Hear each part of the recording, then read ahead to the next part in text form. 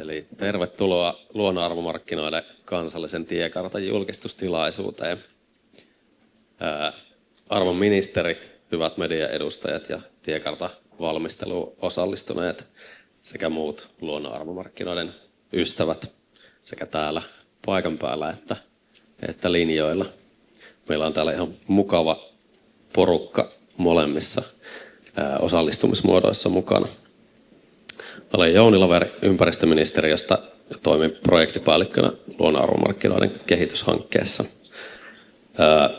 Ja tänään toimin juontajana kautta esittelijänä. Meillä on täällä tänään kaksi julkistusta. Eli pääjulkistuksena kansallinen tiekartta luonnonarvomarkkinoille ja lisäksi luontoväittämäopas, joka tukee tätä tiekarttaa. Ja näin ollen myös ohjelma on jaettu kahteen osaan, eli ensin puhutaan tiekartasta, käydään sitä läpi tuossa ja sitten pienen tauon jälkeen mennään sitten luontoväittämäoppaaseen. Molemmissa osioissa on myös mahdollisuus kysyä kysymyksiä täältä yleisöstä paikan päältä. Mutta mennään itse asiaan, eli toivotetaan tervetulleeksi lavalle ympäristö- ja ilmastoministeri Sari Multala, joka lausuu meille tilaisuuden tervetulosanat.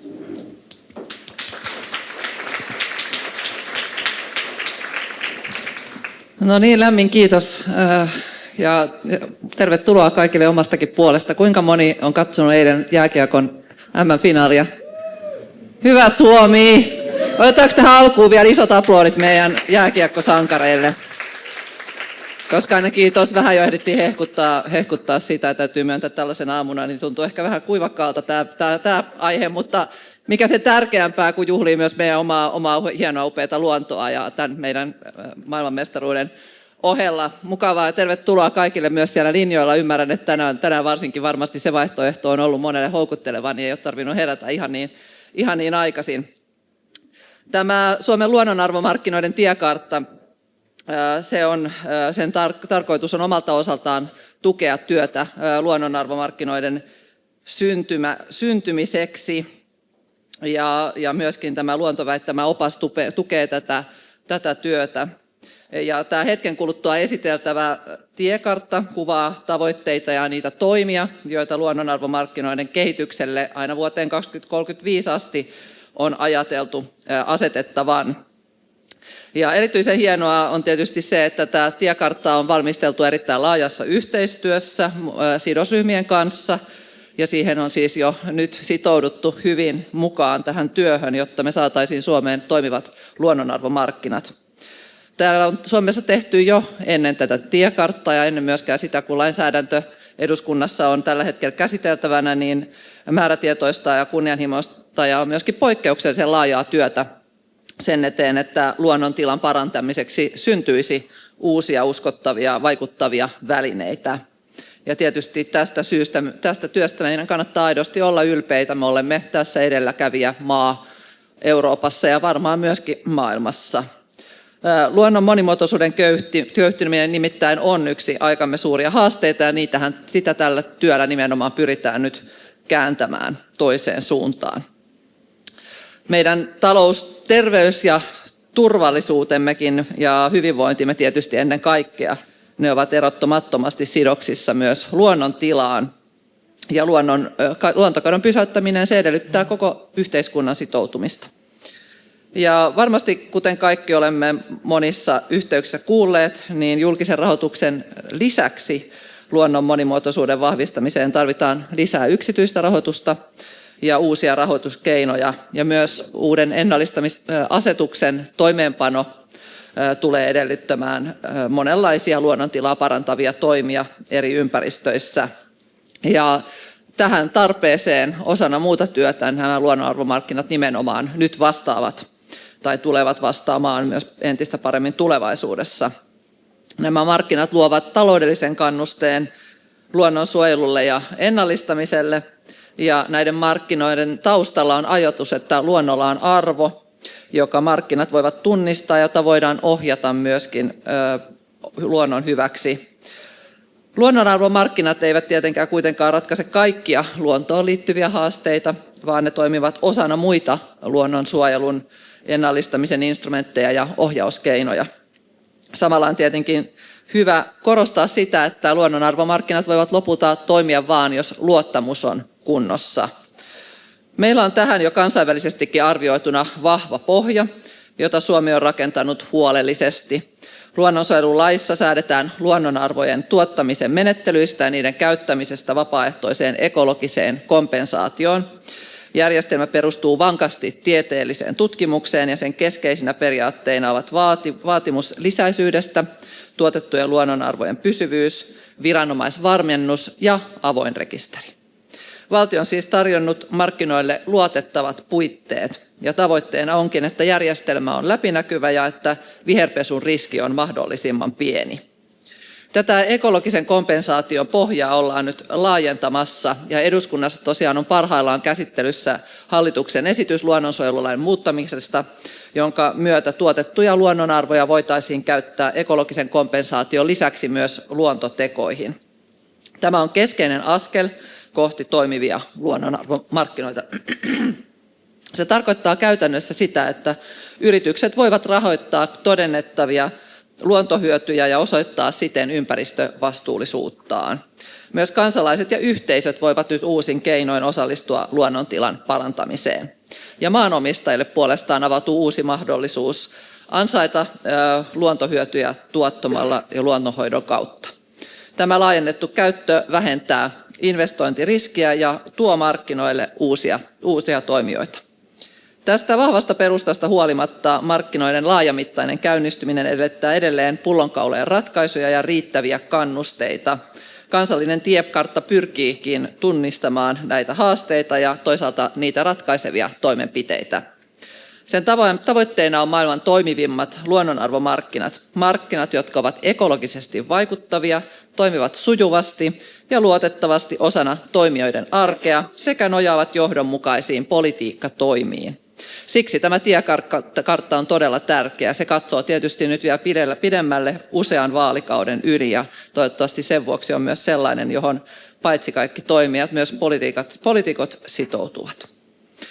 Se on kutsu yhteistyölle kaikille maanomistajille, yrityksille, kunnille, tutkijoille, järjestöille, säätiöille, rahoittajille ja myös viranomaisille ja kaikille muillekin luontotyöstä kiinnostuneille. Ympäristöministeriö haluaa omalta osaltaan tukea tätä työtä julkaisemalla nyt samalla luontoväittämäoppaan. Väittämäopas auttaa yrityksiä ja muita toimijoita viestimään luontovastuullisuudestaan luonnonarvomarkkinoilla selkeästi ja uskottavasti, ja sitä onkin jo pyydetty. Haluan tässä yhteydessä esittää myös lämpimät kiitokset kaikille, jotka ovat osallistuneet tämän tiekartan valmisteluun. Kiitos asiantuntijoille, kiitos sidosryhmille, eri ministeriöiden virkahenkilöille ja kaikille käytännön työtä tehneille. Laaja yhteistyö ei ole ollut vain valmistelun tapa, se on ollut tämän työn erityinen vahvuus. Hyvät kuulijat, luonnontilan parantaminen on yksi aikamme suurista haasteista ja tehtävistä, mutta se on myös toisaalta mahdollisuus osoittaa, että Suomessa pystytään yhdistämään tiede, vastuullisuus, käytännön ratkaisut ja tulevaisuuden usko. Kun nämä asiat yhdistyvät, voimme rakentaa mallin, joka ohjaa rahoitusta luonnon hyväksi ja lisää samalla luottamusta siihen, että luontotyö on vaikuttavaa. Tämä tänään julkaistava tiekartta on tärkeä askel eteenpäin tällä polulla. Se osoittaa, että Suomessa halutaan rakentaa ratkaisuja, joilla voidaan vahvistaa luonnon monimuotoisuutta, lisätä luontotyön rahoitusta ja luoda ennakoitavat pelisäännöt kaikille toimijoille, jotka ovat nimenomaisesti sen luottamuksen perusta. Tästä työstä meidän on syytä olla ylpeitä ja ennen kaikkea syytä jatkaa yhdessä määrätietoisesti tätä työtä. Lämmin kiitos vielä kaikille tähän työhön osallistuneille ja oikein hyvää juhlatilaisuutta. Kiitos.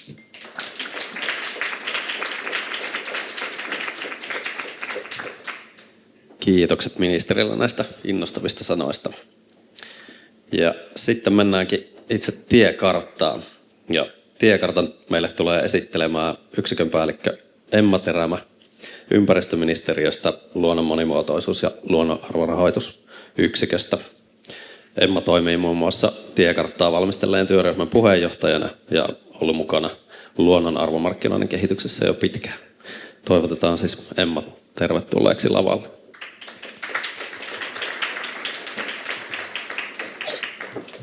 Kiitos.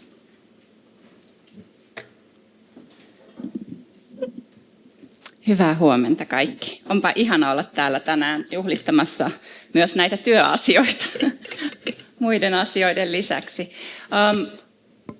Haluaisin aloittaa siitä, että tiekartta, strategia, suunnitelma, ohjelma, taas yksi lisää. Joskus me jopa suunnitellaan tekevämme ohjelmia, strategioita, tiekarttoja, mutta toisinaan taas tehdään. Tämä tiekartta on siis syntynyt hyvin vähäisellä suunnittelulla, enemmän sillä tekemisellä. Tämä tiekartta on syntynyt tarpeeseen saada nämä asiat yhteisesti paperille, yhteisesti sovittua ja suunta sille tekemiselle tästä eteenpäin. Ja sen takia me ollaan täällä tänään. Tämä tiekartta rakentuu vahvasti olemassa olevan päälle. Kuten ministeri tuossa sanoi, niin tällä hetkellä on eduskunnassa käsittelyssä hallituksen esitys, jossa laajennetaan tätä pohjaa nimenomaan tämän tiekartankin toimenpiteiden hyväksi. Tavoitteena oli alusta saakka asettaa yhteinen suunta ja tavoitetila. Vuoteen 2035 saakka meillä on nyt käytössä tämä visio. Maailman toimivimmat luonnonarvomarkkinat, vaikuttavia investointeja luonnontilan parantamiseen. Tässä tiekartassa me kokoamme keskeiset tavoitteet ja toimenpiteet markkinoiden toimivuuden, vaikuttavuuden, laajentamisen vahvistamiseksi. Tämä kytkeytyy myös EU:n ennallistamisasetuksen toimeenpanoon, joka on myöskin erittäin kriittisessä vaiheessa juuri nyt. Sitäkin on valmisteltu jo pidemmän aikaa, mutta se on jo vähän isompi paketti. Tämä on tehty hyvin paljon lyhyemmässä ajassa, mutta siihen tunnistettuun tarpeeseen yhteistyössä. Tämä tiekartta sisältää markkinaehtoiset ratkaisut, jotka eivät kuitenkaan korvaa lainsäädäntöön perustuvia velvoitteita tai julkisesti rahoitettuja toimia, vaan täydentävät niitä. Ja laadittiin tämä yhdessä ympäristöministeriön johdolla työpajojen ja verkkokyselyjen pohjalta tässä viime kuukausien aikana. Olisiko maaliskuussa aloitettu tämä työ? Sitten mennään vähän yksityiskohtaisemmin tiekarttaan. Meillä on 3 ylätavoitetta. Ekologinen, toiminnallinen ja hallinnollinen. Yhteensä nämä 3 ylätavoitetta jakautuu 8 alatavoitteeseen, joista mä kerron kaikista hieman yksityiskohtaisemmin lisää. Mennään ensin tähän ekologisen vaikuttavuuden kokonaisuuteen. Ja tavoite 1. Markkinoiden toimet kohdentuvat ekologisesti vaikuttavasti. Se, mihin tässä tähdätään, on, että me parannamme mahdollisuuksia kohdentaa toimia sinne, missä niillä saadaan luonnon kannalta mahdollisimman suuri hyöty. Se edellyttää tietoa ekologisesti vaikuttavista kohteista, eli jo olemassa olevaa tietoa ja sitä, että meillä on paikkoja, josta se tieto löytyy. Se edellyttää toimia ja käytäntöjä, joilla vältetään tehottomat ratkaisut ja vältetään viherpesu. Eli luottamusta tulee rakentaa myös näiden toimenpiteiden kautta. Markkinoilla taas toimien kohdentumista tuetaan tiedolla, kannusteilla, mutta toimijat itse päättävät ne kohteet, mihin haluavat sitoutua toimillaan. Miksi sitten puhutaan niin paljon tästä vaikuttavuudesta? Miksi ekologinen vaikuttavuus on näillä markkinoilla tärkeä? Se on sen takia, että näiden markkinoiden kautta tehtyjen luontotoimien tavoitteena on nimenomaan parantaa sitä luonnontilaa aidosti ja niin sanotusti lisäisesti. Eli että meillä on muita instrumentteja, muita keinoja tehdä toimenpiteitä, mutta jotain jää uupumaan niiden olemassa olevien keinojen jälkeen. Ja näillä markkinoilla on tarkoitus täyttää se tyhjiö. Meillä täytyy olla selkeät ja mitattavat tavoitteet, luotettavasti määritelty lähtötila ja siihen perustuvat sitten toimenpiteet, jotta se lisäisyys pystytään myös osoittamaan. Ja tässä meidän tiekartassa on tämän tyyppisiä niin sanottuja infolaatikoita, useampiakin, ja ne kaikki perustuu selvityksiin, yhteistyössä tehtyihin laajoihin selvityksiin ja tutkimuksiin, jotka on viime vuoden aikana laajalti käynnistyneet ja toteutettu. Kehoitan tutustumaan myös niihin selvityksiin tarkemmin. Sitten tavoite 2. Markkinat täydentävät keinovalikoimaa, joka tähtää suojeluun, ennallistamiseen ja luonnon vahvistamiseen. Luonnonarvomarkkinat eivät tosiaan korvaa muita luonnontilan parantamiseen tähtääviä keinoja. Nämä markkinat toimivat yhdessä lainsäädännön velvoitteiden ja julkisrahoitteisen suojelun, ennallistamisen ja muiden toimien kanssa siten, että myönteiset vaikutukset voi vahvistua eri puolilla Suomea. Meillä on täällä tiekartassa jokaisen tavoitteen tai alatavoitteen kohdalla esimerkkeinä toimenpiteitä, joita tässä yhteistyössä visioimme, että olisi hyvä tarttua tekemään tällä tiekartan aikajänteellä. Tämän tavoitteen osalta korostaisin, että varmistetaan, että nämä erilaiset vahvistamiseen tähtäävät keinot todella täydentävät toisiaan. Eli tarkoituksena ei ole tehdä päällekkäistä, vaan nimenomaan osua sinne, mihin muut keinot eivät tällä hetkellä yllä. Kytketään luonnonarvomarkkinat esimerkiksi maakunnallisiin luonnon monimuotoisuusohjelmiin ja niiden toimeenpanoon. Ja tästä on jo esimerkkejä. Esimerkiksi Pohjanmaalla on LUMO-ohjelma yhdessä ympäröivien maakuntien kanssa, ja siellä ohjelmassa luonnonarvomarkkinat ovat jo näkyvästi mukana. Varmistetaan myös, että markkinat tukevat kansallisen tason, Euroopan tason, kansainvälisen tason luontotavoitteiden saavuttamista, sillä se on tietysti uskottavuuden ja myös Suomen etu. Tavoite 3. Mittausta ja todentamista. Markkinoilla syntyvät hyödyt ovat uskottavasti osoitettavissa ja seurattavissa. Näiden hyötyjen todentaminen täytyy pohjautua yhteisiin arviointimenetelmiin ja riittävään tietopohjaan. Ja tämä on sellainen aspekti, josta olemme havainneet, että tekemistä riittää. Miksi tällainen pitkäaikainen seuranta on sitten niin erityisen tärkeää? No, vaikutuksia ei voida arvioida luotettavasti pelkkien etukäteislaskelmien perusteella, vaan tietysti ajan saatossa me tarvitsemme sitä tietoa ja tutkittua näyttöä siitä, että kuinka todellisuudessa kävi. Tämän takia pitkäaikainen seuranta ja todentamismenetelmät on oltava kunnossa. Tarvittaessa sitten mukautetaan niitä toimenpiteitä, jos näyttää siltä, että ennakkoarviot ja todellisuus eivät pitäneet yhtä.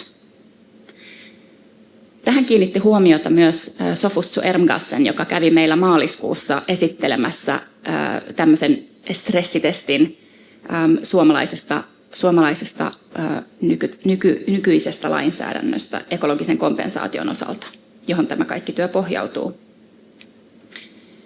Hän oli erittäin positiivinen Suomen mallin suhteen, mutta samalla tosiaan toi näitä kipupisteitä esiin, joka oli erittäin hyödyllistä meidän tiekarttavalmistelun osalta.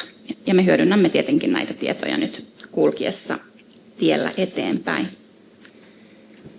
Ja tämä oli viimeinen näistä ekologisista tavoitteista, ja sitten mennään markkinoiden toimintaan. Ja tämä oli se pihvi, jos niin voi sanoa, tämän tiekartan osalta, ja tämä kokonaisuus kattaa kaikkein eniten näitä tavoitteita.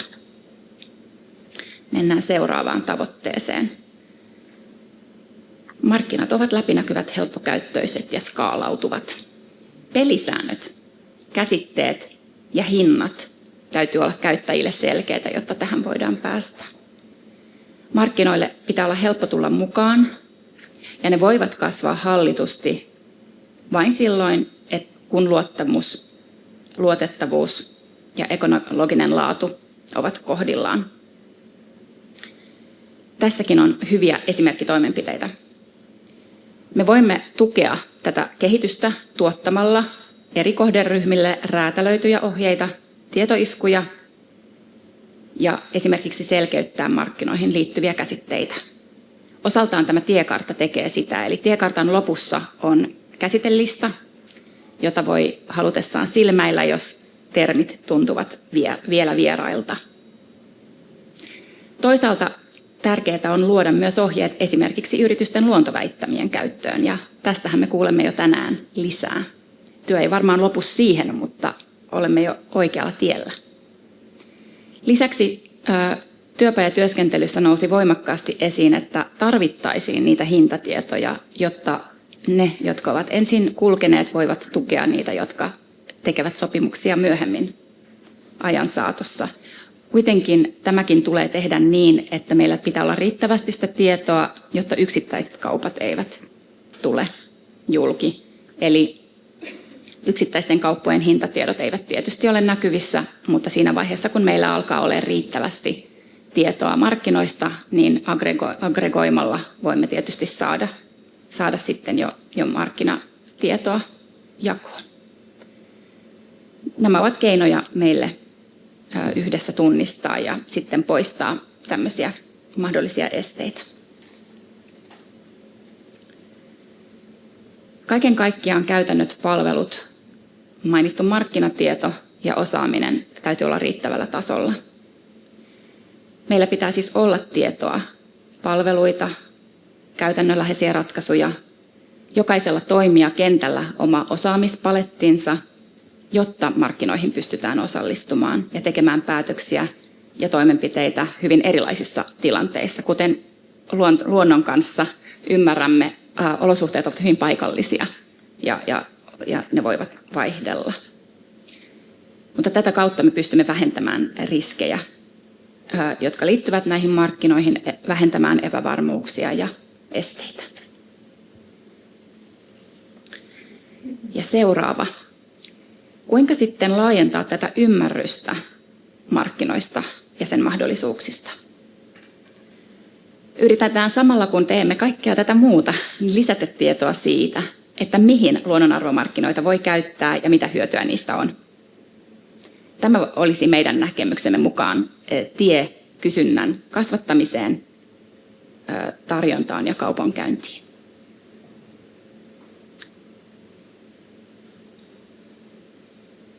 Viestitään kuitenkin kohdennetusti, eli tehdään täsmäviestintää juuri niihin kohderyhmiin, jotka kulloistakin viestiä kaipaavat.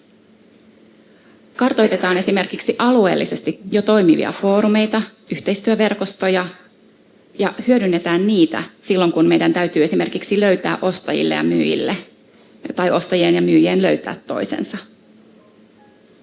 Tunnistetaan ja käynnistetään sellaiset pilottitoimet, jotka nyt voivat näyttää tietä muille toimijoille. Ja luodaan ratkaisuja alkuvaiheen riskin jakamiseen.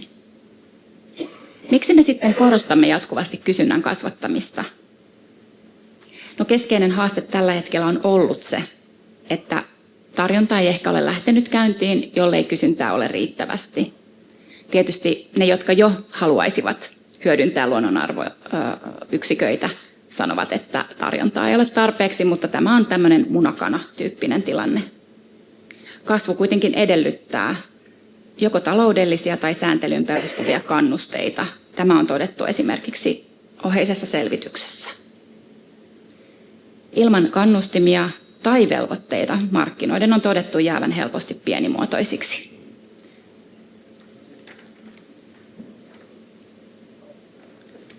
Sitten yksi tavoite vielä tällä markkinapuolella. Toimivuus edellyttää, että mukana on laaja joukko ostajia, tuottajia ja mahdollisia välittäjiä. Ostajien ja tuottajien tukena ja ehkä välittäjienkin tukena on lisäksi paljon yritteliäisyyttä.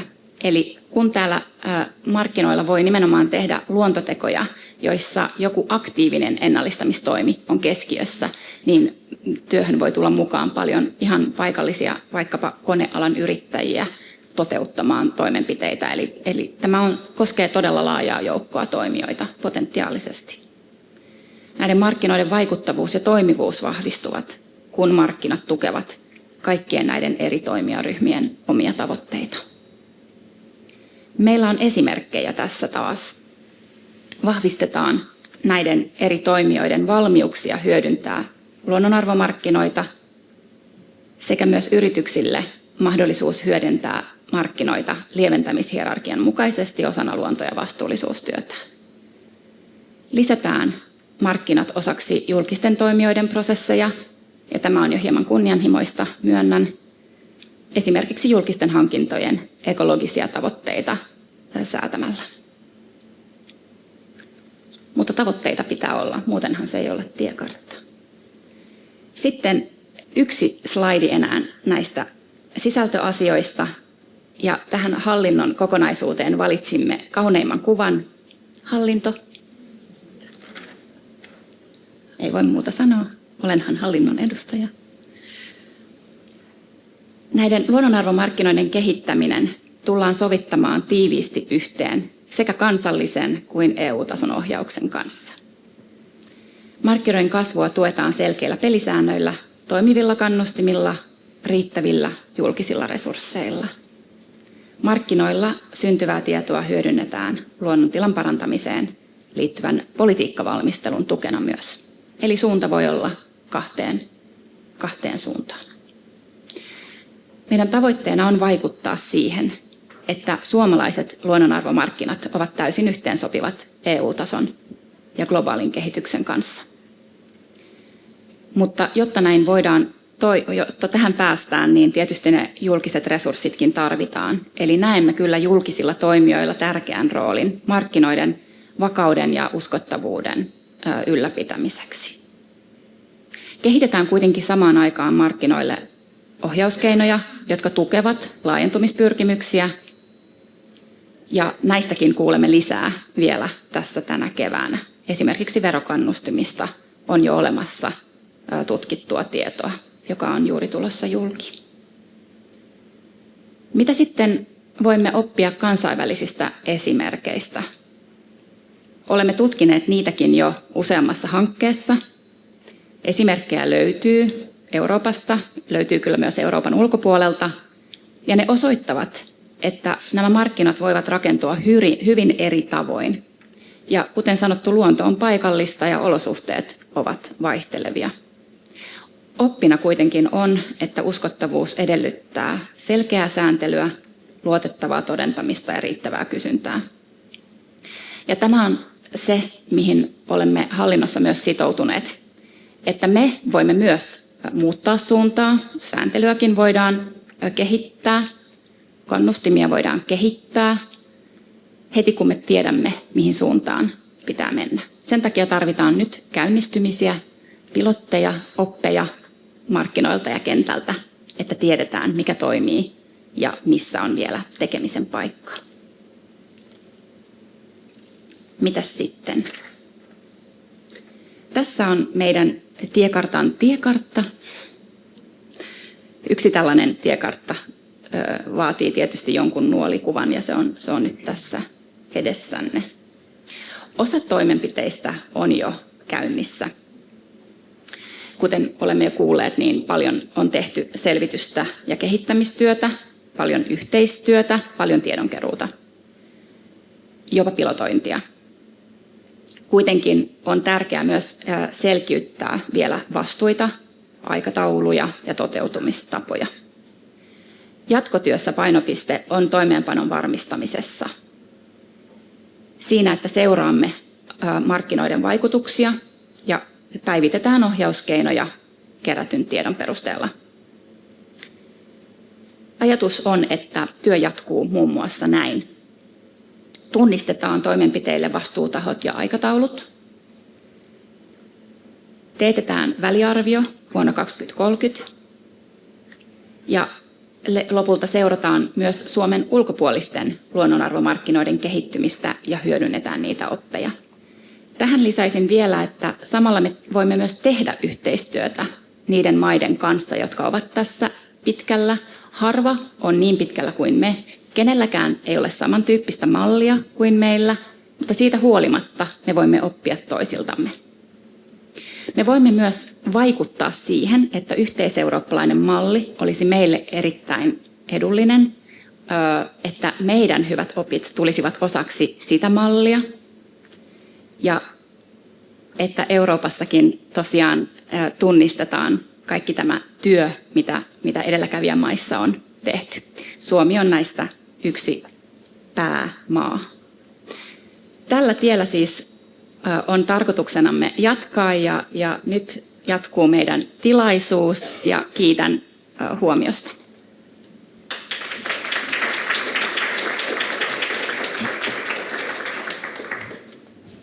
Kiitos Emma.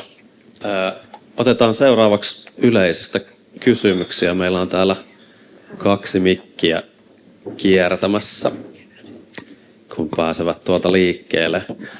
Eli jos kysymyksiä löytyy, nostakaa kättä ylös, niin mikkejä tulee paikalle.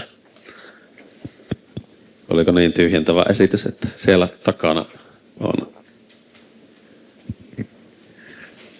Arttu Mäkelä Maanomistajan liitosta. Kiitos hyvästä esityksestä ja mielenkiintoisesta aiheesta.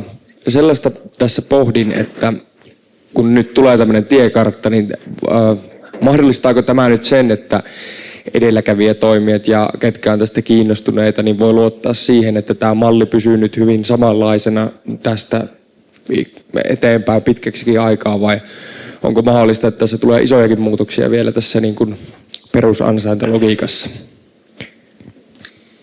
Joo, kiitos. Erittäin aiheellinen kysymys. Näin niin kun, jos ajatellaan ensin vaikka lainsäädännön näkökulmasta, niin kehikko on aika joustava. Kehikko ei ole kovin sitova. Sehän on tällä hetkellä siis täysin vapaaehtoinen, mutta siinä on tarkoitus nimenomaan luoda se selusta. Että nyt jos lähdetään tämmöisillä samoilla yhteisillä pelisäännöillä liikkeelle, niin silloin meillä on parhaat edellytykset tavallaan toimia yhteen suuntaan. Mutta samaan aikaan tosiaan, kuten sanoin, niin tärkeää on nyt seurata, että mikä toimii kentällä ja missä sitten taas tarvitaan mitäkin tukea jatkossa. Ei välttämättä sääntelyn tukea. Se voi olla ihan vain käytäntöjä, jotka muovautuvat sitä kautta, että päästään markkinoilla liikkeelle. Eli tavallaan ehkä lähtökohta meillä on se, että seurataan, mitä markkinat tarvitsevat toimijakseen, ja sitten jos esimerkiksi tunnistetaan, että markkinat kaipaavat jotain lisää, niin sitten voidaan mahdollisesti katsoa muita ohjauskeinoja tueksi. Siellä takana Amanda. Yes, kiitos todella paljon ensinnäkin aivan mahtavasta tiekartasta. Mä oon Amanda Pasanen One Planetista.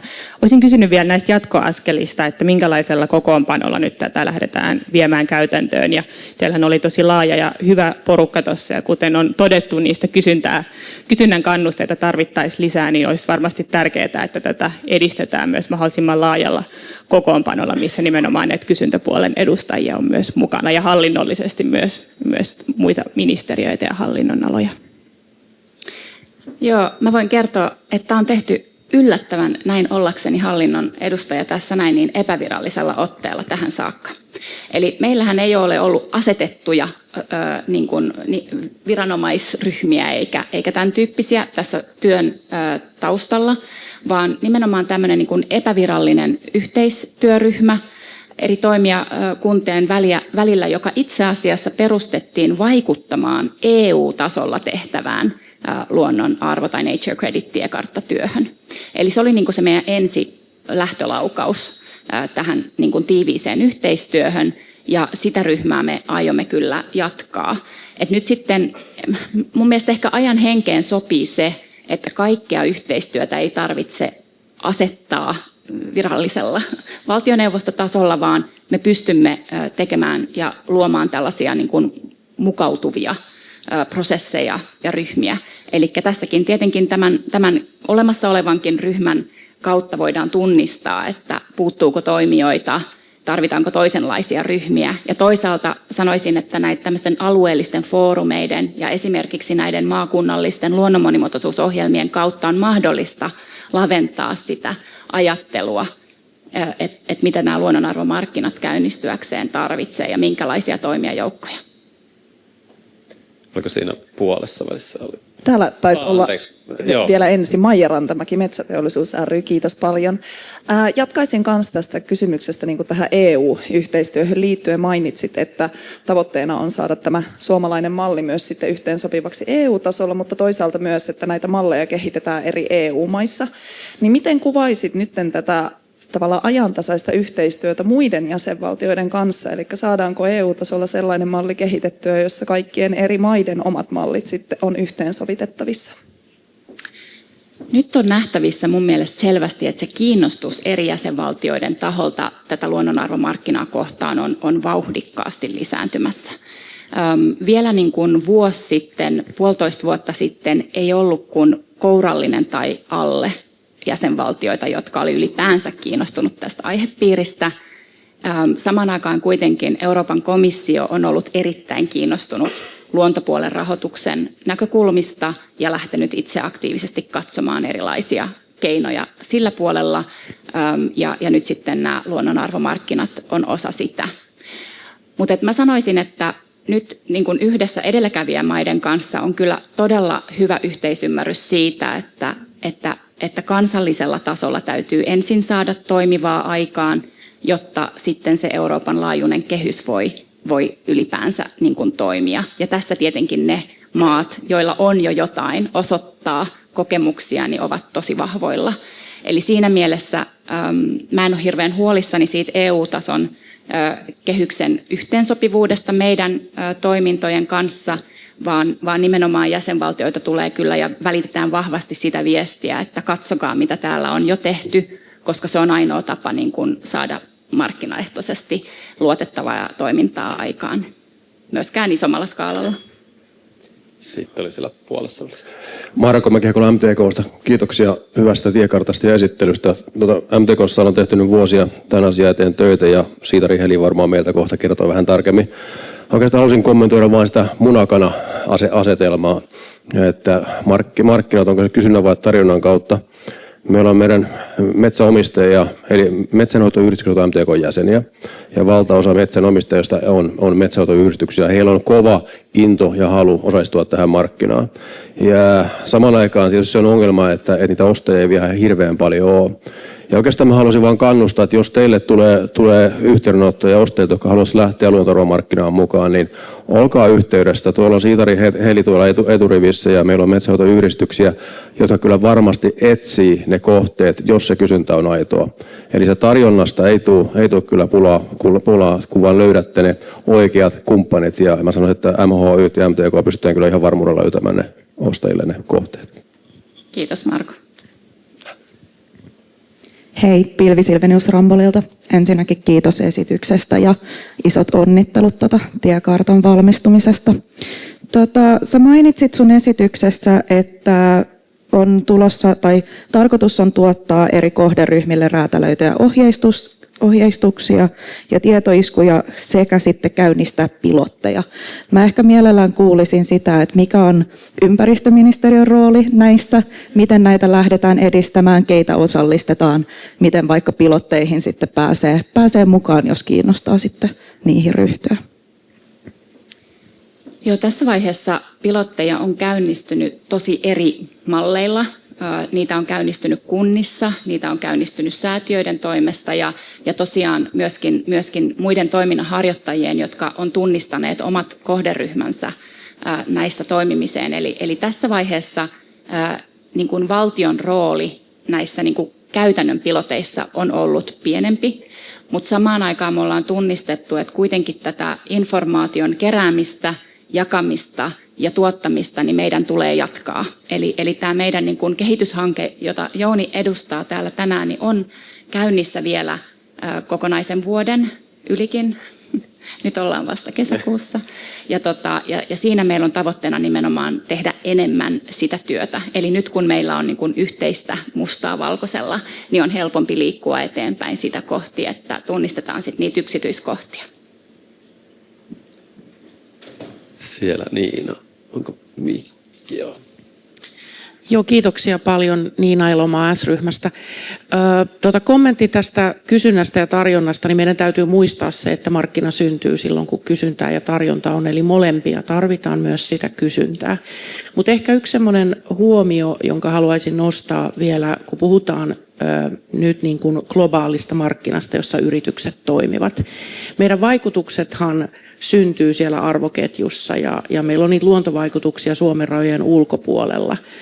Niin näen tosi tärkeänä sen myös, että tätä kansainvälistä kehitystä myös sen EUn ulkopuolella seurataan, koska yritykselle se toiminta on hyvin tärkeää, että me pystytään toimimaan markkinaehtoisesti niin kuin globaalisti myös niissä eri maissa tai niiden eri maissa aiheutuviin vaikutuksiin, joita meillä on. Miten sä, Emma, kommentoisit sitä kansainvälistä kehystä niin kuin EUn ulkopuolella? Kuinka kaukana me ollaan siitä? Kiitos Niina helposta kysymyksestä. Ei muuta kuin sydän. Juuri näin. Tiekarttaan vuoteen 2035, jos siellä loppupäässä päästäisiin sitten tarkastelemaan tällaisia niin kuin useita rajoja ylittäviä, tarkoitan myös mentaalisia rajoja ylittäviä niin kuin asioita. Tietenkin yksi kysymys on se, että voiko nämä markkinat lähteä käyntiin täysin markkinaehtoisesti. Periaatteessahan ne voisi olla jo olemassa, jos näin olisi.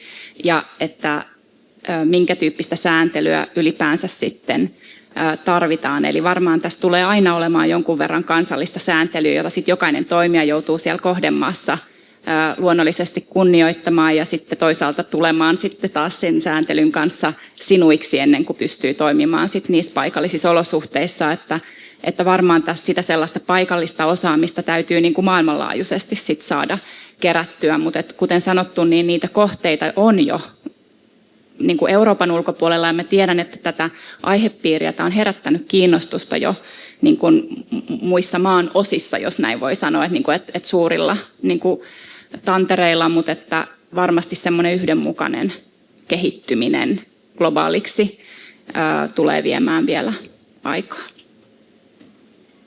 Kiitos. Onko vielä? Sieltä löytyy. Kummalle ehtii mikki ensin? Sinulle.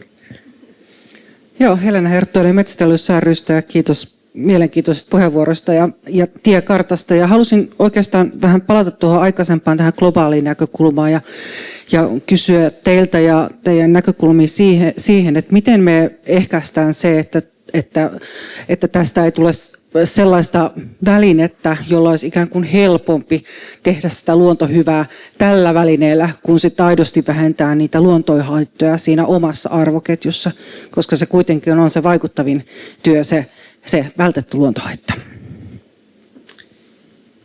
Tietysti mä toivon, että jokainen yritys lähtökohtaisesti osallistuu sen sääntelyn puitteissa niihin niin kuin lieventämistoimenpiteisiin, jotka kulloinkin on valloillaan. Ja tässä tietysti Euroopassa oltiin jo tekemässä tosi paljon töitä sen eteen, että täällä toimivat yritykset joutuu raportoimaan hyvin kattavasti omista lieventämistoimenpiteistään ja vaikutusketjuistaan. Se sääntely on jonkun verran nyt keventynyt ja ihan kaikkia toimijoita, joita sen oli ajateltu koskevan niin kuin asteittain tulevan voimaan, niin se ei nyt sitten tule kattamaan, mutta toisaalta minulla on luottamus siihen, että kun me nähdään se tarve sille ja kun yritykset oli siihen tosi monet jo niin kuin asennoituneet ja valmistautuneet hyvin pitkälle suomalaisetkin yritykset, niin että sitä halutaan tehdä vapaaehtoisestikin. Eli tavallaan halutaan raportoida, että me kyllä tehdään jo näin ja näin. Ja totta kai tämän tyyppisten ja avoimien rekistereiden kautta, kun tämä tieto saavuttaa ne kuluttajat, niin meillä on mahdollisuus niin kuin kuluttajavalinnoillakin ohjata niitä yrityksiä menestymään, jotka tekevät meidän arvojen mukaista työtä omassa toiminnassa. Ja sitten oli Pia siellä. Joo, kiitos Pia Pessalas-Vekolta ja kiitos hyvästä tiekarttaesittelystä ja myös näistä kiinnostavista globaaleista keskusteluista. Palautan keskustelun kuitenkin vielä sitten Suomeen ja tasapuolisuuden nimissä, kun on puhuttu nyt tuottajista, luonnonarvojen tuottajista ja mahdollisista sitten ostajista, niin sitten vielä sinne viranomaisprosesseihin ja siihen puoleen. Eli oletteko te miettinyt tuossa tiekarttatyön aikana, koska siellä oli yksi toimenpidekin taisi olla liittyen viranomaisten resursseihin, niin jos meillä olisikin tämmöinen positiivinen tilanne, että meillä olisi hirveästi kysyntää ja tarjontaa, niin miten varmistetaan, että viranomaiset ehtii tekemään sitten sen varmennuksen ja toisaalta mikä on ikään kuin semmoinen odotettavissa oleva aika tai tavoiteaika sille, että missä esimerkiksi saa sitten vaikka hyvityssuunnitelmalle päätöksen tai rekisteröityä ekologisen kompensaation. Kiitos. No, meillä on tietysti valtakunnallisesti kiinnitetty kaikenlaiseen luvitukseen ja varmennustoimintaan, seurantoihin niin kuin todella paljon huomiota viimeisten vuosien aikana, ja tämä työ jatkuu. Eli nyt kun meillä on uusi lupa- ja valvontavirasto toiminnassa, niin tietenkin meidän täytyy kaikin keinoin tukea heitä siinä, että he saavat oman organisaation tukemaan näitä kaikkia prosesseja, joihin me heitä sitten toivotaan mukaan ja edellytetään heiltä toimenpiteitä. Tässä on niin kuin jo havaittu ihan muutamien ensimmäisten tällaisten viranomaispäätösten valmistelun yhteydessä, että se osaaminen on kehittymässä hurjaa vauhtia myös sillä puolella. Ja tietysti tämä on se trendi, joka meidän mielestä parhaiten tukee sitä, että myös ne päätökset tulee sitten laadukkaina ja nopeammin sinne asiakkaan pöydälle. Mutta kaikkeen luvitukseen liittyy aina se, että myös sen hakemuksen täytyy olla korkeatasoinen ja tavallaan valmis siinä vaiheessa, kun se tulee viranomaisen pöydälle. Et silloin aina, jos viranomainen joutuu pyytämään jotain lisää, niin siihen tulee sitä viivettä ja kierroksia. Mutta mulla on luottamus siihen, että kun eri toimijat nyt paneutuu myös tähän tiedonkulun sujuvoittamiseen ja tiedon laadun parantamiseen, niin sitten meillä on mahdollisuus kyllä vastata siihen kysyntään, jota toivottavasti näillä markkinoilla tullaan näkemään. Kiitos. Löytyykö vielä kysymyksiä? Jos ei, niin annetaan vielä kerran aplodit. Kiitos. Ja sitten jatketaan vähän keskustelua, eli siirrytään paneelikeskustelun pariin ja pyydetään ensin hyvää työtä luonnonarvomarkkinoilla tekevän Relex-säätiön edustaja johtava ympäristöasiantuntija porvari Marjokka vetämään paneelia. Tervetuloa. Ja sitten otetaan itse keskustelijat tänne. Eli tutkijatohtori Joel Jalkanen, joka virallisesti on Luomuksessa kautta pieni hetki, säädetään täällä. Kiitos. Mutta Joel on ollut myös aktiivisesti ja tiukasti mukana Boost-organisaatiossa, joka on kehittänyt tätä mallia. Eli tervetuloa Joel paikan päälle.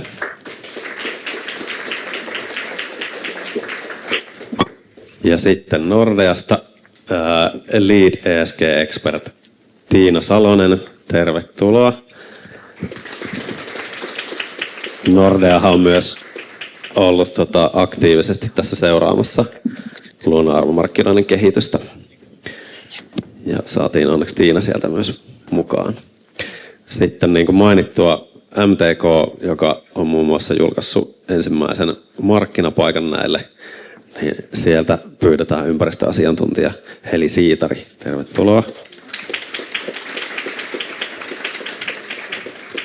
Ja sitten vielä viimeisenä meidän hyvä kumppani tässä maa- ja metsätalousministeriö, sieltä neuvotteleva virkamies Tatu Torniainen lavalla. Tervetuloa.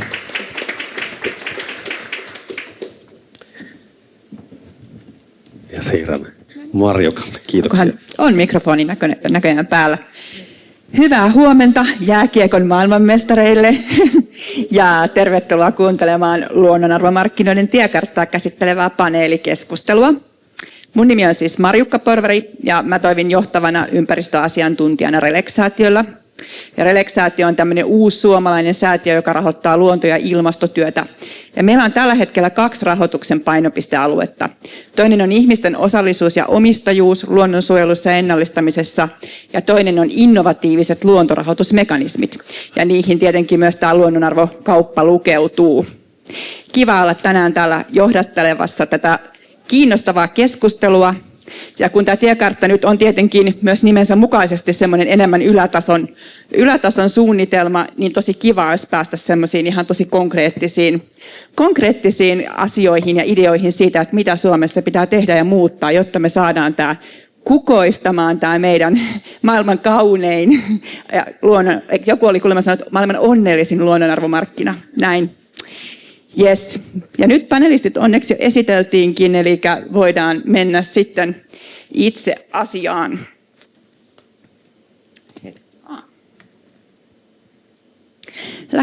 Lähdetään ihan siitä liikkeelle, että mikä on teidän mielestä se tiekartan tärkein toimenpide, jotta tämä luonnonarvomarkkina saadaan käyntiin? Mikä on se kriittisin pullonkaula markkinan käynnistymisessä juuri nyt ja ennen kaikkea, miten se nyt sitten ratkaistaan? Kukas aloitetaanko sieltä mikrofonin päästä vaikka? Joo. Tarvitsetko mun painaa?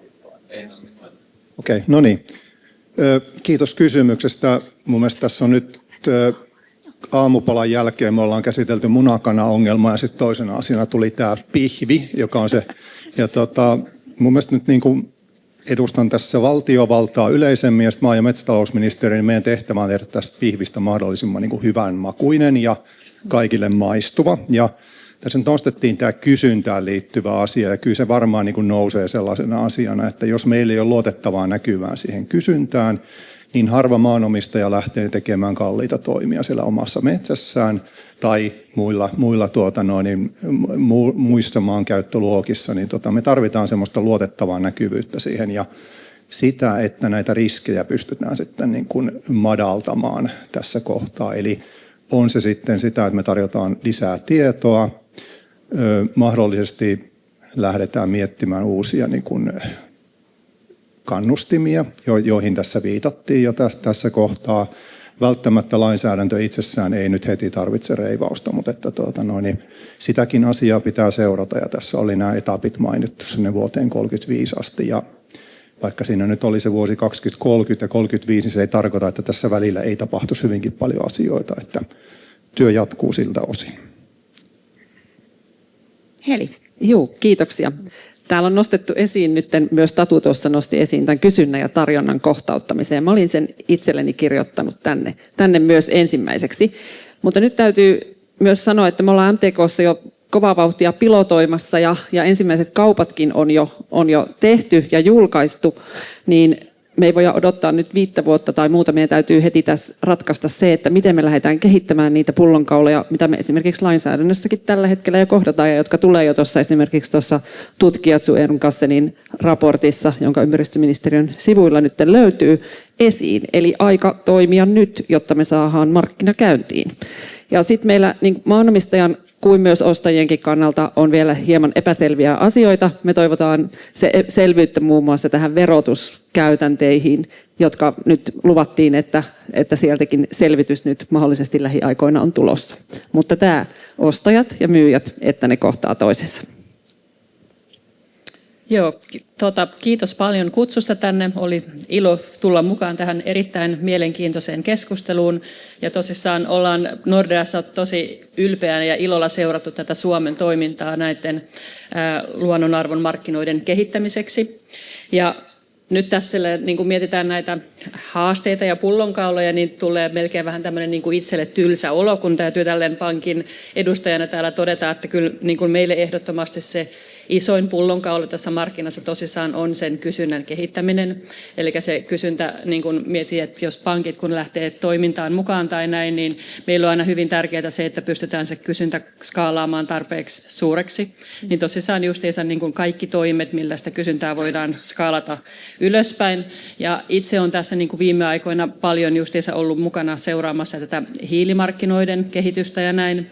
Niin jos mietitään tätä tiekarttaa, mitä tässä esiteltiin, niin katselin just tuossa tavoitteissa vaikka 6 ja 4, niin mun mielestä siinä oli erittäin hyviä toimenpiteitä, mitkä varmasti voisi justiinsa tätä kysyntää auttaa skaalaamaan. Et siellä mainittiin just se, että yritykselle selitetään paremmin sitä, että mihin näitä näitä luontohyvityksiä voi yritystyössä käyttää. Jaetaan niitä hyviä esimerkkejä ja ensimmäisiä käytäntöjä, mitä tuolla markkinoilla nähdään. Se ehkä luo uskottavuutta sitten myös muille toimijoille, että lähtee samoja asioita tekemään. Ja totta kai sitten se, että mistä ehkä tänään kuullaan lisää, että mitä ne on ne luontoväittämät, mitä yritykset tällaisia luontohyvityksiä ostamalla voi sitten itse sanoa ja esittää muille, niin nähdään se hyvin tärkeäksi tässä. Joo, oikein hyvää huomenta munkin puolestani. Kun sä Marjukka kysyit, mikä on tämä tärkein homma tässä, niin mä tutkijan ominaisuudessa ehkä aloittaisin sillä, että mielestäni tämä tärkein juttu, mikä tässä on mennyt oikein, on tämä koko tehtävän anto ja tehtävän rajaus, että mitä tällä koko luonnonarvomarkkinalla tavoitellaan. Eli se on, niin kuin täällä on sanottu, että aidosti luontokadon torjuntaa, suojelua ja ennallistamista ja luonnon paranemista pitkäjänteisesti, eli ikään kuin aikuisten oikeasti tähän luontokatokysymykseen vastaamista markkinoiden toimin, eikä jotain muuta, mitä ehkä voisi olla. Eli jotenkin tämä tilanne tai tehtävä on ymmärretty mun mielestä äärimmäisen iso ja tärkeä asia kaiken kaikkiaan. Mutta näihin pullonkaulakysymyksiin ehkä lyhyellä aikavälillä mä itse näen, että on tämä hintatietokysymys, mikä mainittiinkin, eli se, että ostajat ja myyjät jollain tavalla sais hajua siitä, että millaisissa kustannusluokissa suurin piirtein puhutaan, että onko joku ehdotettu diili hyvä vai huono. Eli jollain tavalla, niin kuin nyt vaikka asuntomarkkinoilla on tieto, että postinumeroalueittain, kuinka paljon on neliöhinta asuntokaupoista tai toteutuneista asuntokaupoista, niin jotain tämmöistä vastaavanlaista. Ja ehkä tämmöisiä jotain ensimmäisten pilottien tai ensimmäisten hankkeiden jotain vähän isompaa, että tarkempaa perkausta, että kuinka paljon meni rahaa kaivurikuskille ja mikä oli suunnittelun hinta ja kuinka paljon meni maan hankintaan ja ikään kuin tämmöisiä. Että ihmiset tietäisi mihin lähtevät, kun tähän markkinaan lähtevät. Mä luulen, että sitten tämmöisen ensimmäinen kynnys kun ylitetään, niin sitten jengi alkaa rohkaistumaan tähän mukaan lähtemään. Ja sitten pitkällä aikavälillä on tämä seurantakysymys, mikä mainittiin, eli se on ikään kuin koko tämän järjestelmän uskottavuuden kannalta oleellinen juttu, että onko meidän ennakko-oletukset oikein, toimiiko meidän ekologiset parametrit ja mittarit, ja tuottaako tämä järjestelmä pitkällä aikavälillä sitä, mitä me toivotaan tai halutaan sen tuottavan. Ja vaikka voi ajatella, että meidän pitää seurata 5 tai 10 vuoden päässä, mitä tapahtuu, että aikaa on, mutta kyllä tämä järjestelmä pitäisi suunnitella mieluummin nyt näin etuveltoon, että me saataisiin jotenkin kustannustehokas ja fiksu seurantajärjestelmä pykättyä. Eikö niin Joel, että tämä Suomen järjestelmä eroaa jostain kansainvälisestä myös just siinä, että meillä tavallaan on tämmöinen ex-ante-systeemi, eli ne yksiköt saa ennen tai silloin, kun ne toimet vasta tehdään, ja muualla se menee sillä lailla, että ne toimet on ehtinyt jo vaikuttaa jonkin aikaa. Miten sä näet tämän Suomen erityispiirteen? Joo, se maittain vähän vaihtelee. Meillä tosiaan on tämä niin sanottu ex-ante, eli siis ikään kuin toivotaan tai arvioidaan, että jos teen ennallistamistoimenpiteen tänään, niin 5 vuoden päästä se on jotain ja 50 vuoden päästä se on sitten jotain enemmän se luonnontilan paraneminen siellä. Kyllä tämä tämmöinen etukäteisoletuksiin perustuva systeemi on aika monessa muussakin maassa tai monessa muussakin järjestelmässä mukana. Suomessa me tehtiin se hyvin, että meillä se on aika paljon tarkempia ekologisesti enemmän oikein kuin monissa muissa maissa. Mutta tosiaan jossain päin maailmaa on tämä niin sanottu ex post-järjestelmä, eli tosiaan vaan se, mitä on oikeasti ikään kuin tapahtunut siellä kentällä, niin sen saa ikään kuin myydä eteenpäin. Siinä haaste sitten on, että meillä on niin kuin tosi hitaasti vaikuttavia toimenpiteitä, joku metsien ikääntyminen tai soiden ennallistaminen, se ei ikään kuin ihan 5 vuodessa niin kuin kauheasti mitään niin kuin vielä tuota. Eli jonkunnäköinen niin kuin näiden kahden yhdistelmä varmaan on se avain onneen tässä. No Heliltä voisin kysyä, että kun tuli tästä hinta-asiasta, jo en nosti sen esille tämmöisenä niin kuin merkittävänä asiana, niin onko se nyt, kun teillä on se luonnonarvokauppapaikka, niin voisiko se olla esimerkiksi yksi semmoinen, joka tuottaisi tämmöistä niin kuin anonymisoitua hintatietoa? Miten te näette sen? Kauppapaikkaa kehitetään jatkuvasti. Tällä hetkellä siellä hyvin harvassa esimerkiksi myynti-ilmoituksessa on hintatietoja, mutta sieltä esimerkiksi löytyy nyt jo hintatietoa, pyyntihintoja. Ja uskoisin, että sitä pystytään jatkossa kehittämään siihen suuntaan, että sieltä sitä hintareferenssiä sitten voisi saada. Hyvä. No nyt tämä kysyntä on se, joka nousee aina näissä munakana-keskusteluissa ja tietenkin sitten kun Tiina täällä sitä puolta edustaa, niin siihen ehkä hyvä mennä vielä vähän tarkemmin. Mikä motivoi yrityksiä lähtemään tänne luonnonarvomarkkinoille ostajiksi nyt, kun se on ihan vapaaehtoista ja ei ole mitään pakottavaa lainsäädäntöä siihen ja mikä ylipäänsäkin on pankkien näkemys luonnonarvomarkkinoista, miten te haluaisitte osallistua, onko jotain reunaehtoja, mistä pitäisi jatkossa huolehtia. Ja miten ylipäänsä voitaisiin niin kuin lisätä houkuttelevuutta, se jotain tuossa sanoitkin äsken yritykselle, mutta onko vielä jotain, mistä sä haaveilisit? Että... Okei, katsotaan. No ensinnäkin siis Nordeallahan on ollut myös tämmöinen oma biodiversiteetin työkartta olemassa ja ollaan sitä jo tässä nyt ainakin 2-3 vuotta jo aktiivisesti työstetty. Nyt me ei olla tehty varsinaisia haastatteluja esimerkiksi meidän asiakkaiden kanssa aiheesta, että mikä heidän kiinnostus on nyt näitä luonnonarvomarkkinoita kohtaan ja mitkä ne heidän varsinaiset motivaatiot on ehkä lähteä sinne aktiivisesti toimimaan. Mutta noin yleisesti ottaen ollaan huomattu totta kai se, että sellaiset yritykset, joilla nyt on esimerkiksi sitoumuksia luonnon nettopositiivisuuteen ja näin, niin ne on niitä tyypillisesti ehkä, mitkä on eniten kiinnostuneita tästä markkinasta.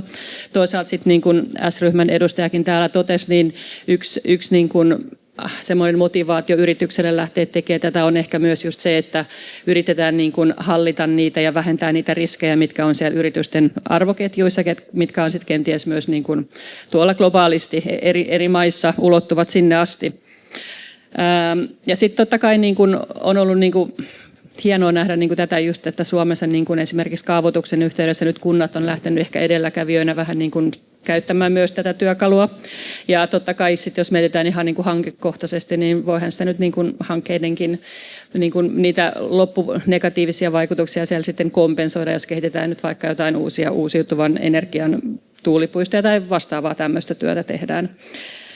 Mutta sitten sinänsä ehkä tietyllä lailla on tullut myös semmoinen käsitys, kun on seurattu yritysten toimintaa, että just tietyllä lailla se semmoinen voimakas ajatus siitä lievennyshierarkiassa, että se pitää kuitenkin oikeasti huomioida, että tietyllä lailla, jotta olet uskottava toimija siellä, siellä luonnonarvomarkkinoilla, sinun täytyy jotenkin kuitenkin tosissaan osoittaa se, että niitä omia negatiivisia vaikutuksia vähennetään ensin niin sanotusti luotettavasti tarpeeksi, mutta sitten se ehkä johtaa vähän yrityksellä välillä just siihen ongelmaan, että he eivät ehkä sitten välttämättä kuitenkaan koe olevansa vielä ehkä tarpeeksi pitkällä siitä, niin sitten tulee just se kysymys, että milloin sitten uskalletaan ehkä lähteä sinne luonnonarvomarkkinoille sitten vielä kompensoimaan niitä loppuja negatiivisia vaikutuksia, tai sitten herää just se kysymys, että okei, että jos me lähdetään nyt tätä tekemään, niin mikä se väittämä on, mitä me voidaan tässä esittää ulkopuolisillekin. Eli justiinsa se, että siellä on yritysten kannalta varmasti yksi semmoinen oleellinen tekijä, mikä pitää saada minimoitua, on just se viherpesun riski. Totta kai se on ihan samalla lailla tärkeää pankeille. Että siinä just tarvitaan varmasti lisää vielä just sitä ohjeistusta, että miten luonnonarvomarkkinoilla voi toimia sen lievennyshierarkian mukaisesti ja mitä ne on sitten ihan oikeasti ne väittämät, mitä tästä voidaan esittää julkisesti ilman, että joudutaan pelkää jotain ehkä laillisia seurauksia sitten siellä. Ja totta kai, että jos tulee jotain tällaisia viherpesuriskitapauksia, niin onhan se yleisesti ottaa sitten erittäin huonoa sille markkinan yleiselle kehittymiselle, että niitähän tässä totta kai kannattaa yrittää varmasti kaikkien välttää.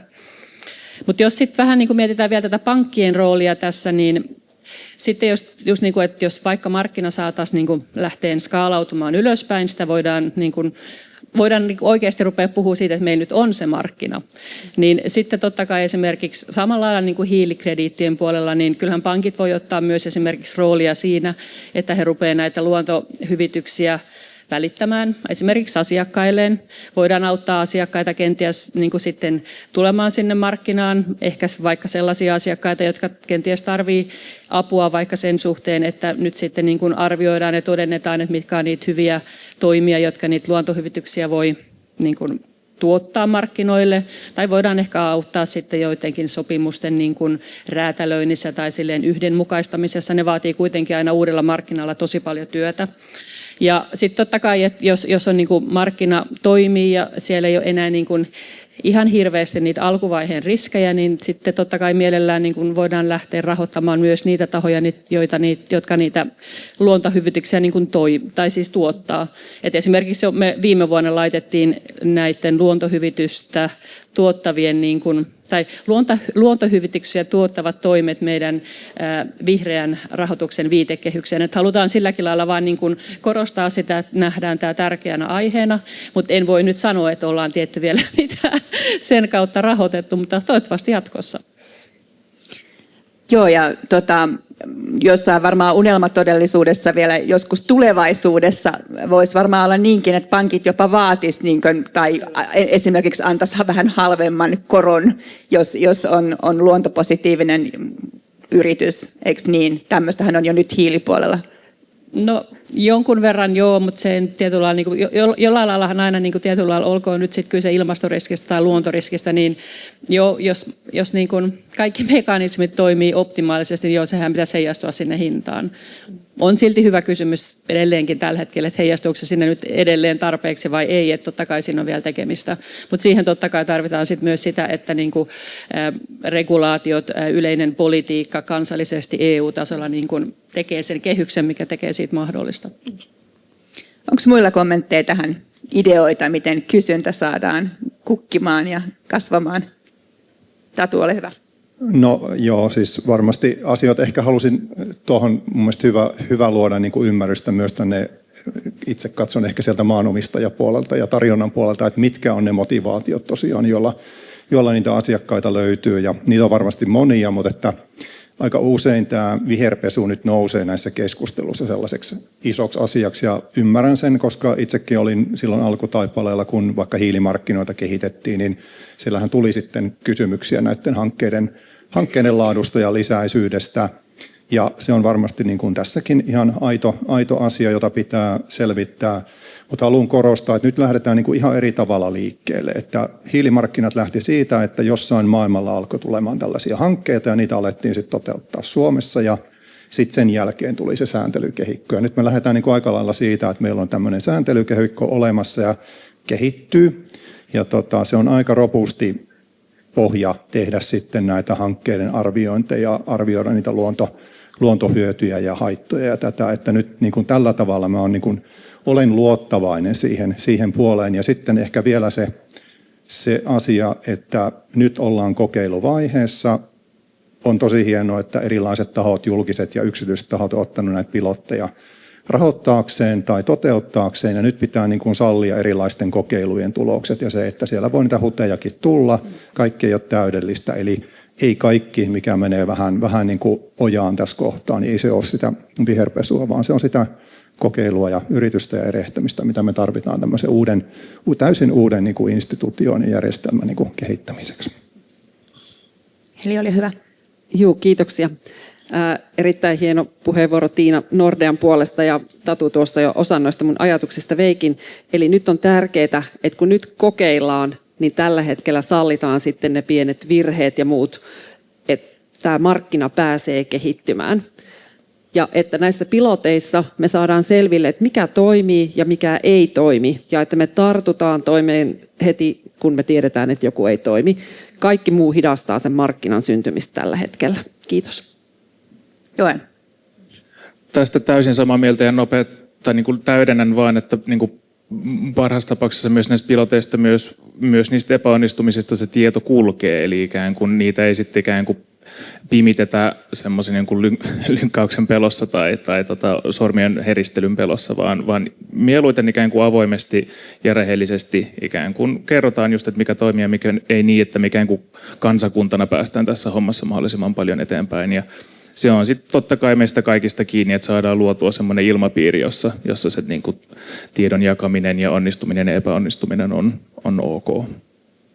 Joo, tämä on minusta tosi tärkeä pointti, että ei meille tule tätä tämmöistä greenwashing-ilmiötä, että kukaan ei uskalla kertoa enää näistä asioista. Ja ehkä meillä suomalaisilla on vähän taipumusta semmoiseen, nyt tuollakin taas mokattiin ja ei voi tulla mitään ja ei voi onnistua asenteeseen, mutta ehkä taas tämän jääkiekko jonkinlaisen allegorian tähän voisi kehittää, että todella, että meillä olisi semmoinen vähän niin kuin Supercellillä kuulemma ainakin joskus aina juhlittiin epäonnistumisia niin, että juotiin champagnea yhdessä, niin ehkä tähän pitäisi kehittää semmoinen samanlainen, että mettään meni, mutta uusin voimin eteenpäin. Jees. No sitten tämä munakana toinen puoli on se tarjonta.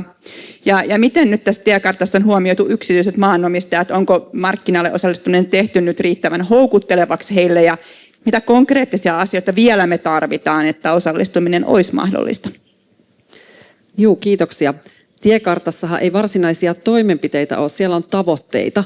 Ja meidän mielestä ne tavoitteet on todella hyvin asetettu ja ollaan oltu tietysti itse niitä siellä myös luomassakin. Eli maanomistajat, myös se ostajapuoli, me tarvitaan sellaiset markkinat, joita eri toimijat voi käyttää helposti ja luottavaisesti. Ne pelisäännöt on helppoja, tai niin pelisäännöt on selkeitä ja on helppo tulla mukaan. Ja se, just mitä olen tässä monta kertaa sanonut, että se kehittäminen on nyt tässä alkuvaiheessa todella tärkeää. Että kun me tunnistetaan, niin sen jälkeen me kehitetään, parannetaan sitä asiaa. Ja nyt tilannehan tällä hetkellä on se, että me pystytään jo nyt, eli esimerkiksi meillä MTK:ssa ja metsänhoitoyhdistyksissä pystytään jo nyt tuottamaan yrityksille tilauksesta ekologiseen kompensaatioon soveltuvia alueita, luonnonarvojen tuottamisalueita, ja tietysti myös samalla ne käyvät myös luontotekoon. Mutta jos me halutaan sit sillä tavalla, että meillä on paljon sitä tarjontaa esillä, niin silloin tulee tämä munakana-ongelma ja silloin tulee tämän siemenrahoituksen tärkeys, mikä nyt nousee sitten täällä tiekartassa myös esiin. Siten, että maanomistajan ei tarvitse itse kantaa sitä alkuriskiä siitä, että se valmistelee jotain, investoi johonkin, millä ei olekaan kysyntää. Eli tosiaan ekologinen kompensaatio, siihen pystytään jo nyt erittäin hyvin tuottamaan näitä ihan tarvittavia räätälöityjä alueita, missä myös on erittäin tärkeää muistaa, että ne alueet olisi maanomistajan kannalta yhtenäisiä alueita, eikä sillä tavalla, että meidän lainsäädännön vuoksi sit niistä tulee semmoisia tilkkutäkkejä, koska se nostaa silloin myös niitä hallinnollisia kustannuksia, ostajalle kustannuksia, kaikille kustannuksia, ja silloin siitä kärsii se luonto, eli se ekologinen hyöty ei ole silloin paras mahdollinen. Mutta sitten tosiaan tämä, että jos halutaan tarjottimelle erilaisia vaihtoehtoja satamäärin, niin silloin tarvitaan ratkaista jotenkin tämä alkuriski. Kiitos. Joo, tämä sattuu olemaan asia, joka on sydäntäni lähellä, koska meille on myös tehty sitä esitystä tuonne säätiölle, se ei nyt voi sanoa tässä julkisesti, ja todellakin myös on törmännyt nyt tähän ongelmaan. Kuulin paikasta, jossa esimerkiksi tämä juuri, että tavallaan, että tarvitaan siihen kompensaatioon vain yksi pieni alue, mutta eihän maanomistaja semmoista voi myydä, vaan se tarvitsee sen koko kokonaisuuden. Ei se ole myöskään tietenkään ekologisesti järkevää jotain semmoista pikkulänttiä alkaa sieltä säätämään. Niin onko jotain ideoita tähän? Tiedän, että tämä on nyt myös kehitteillä tämä Luonnonarvopankin ratkaisu, mutta jos jollakin on jotain hyviä ideoita, niin kertokaa.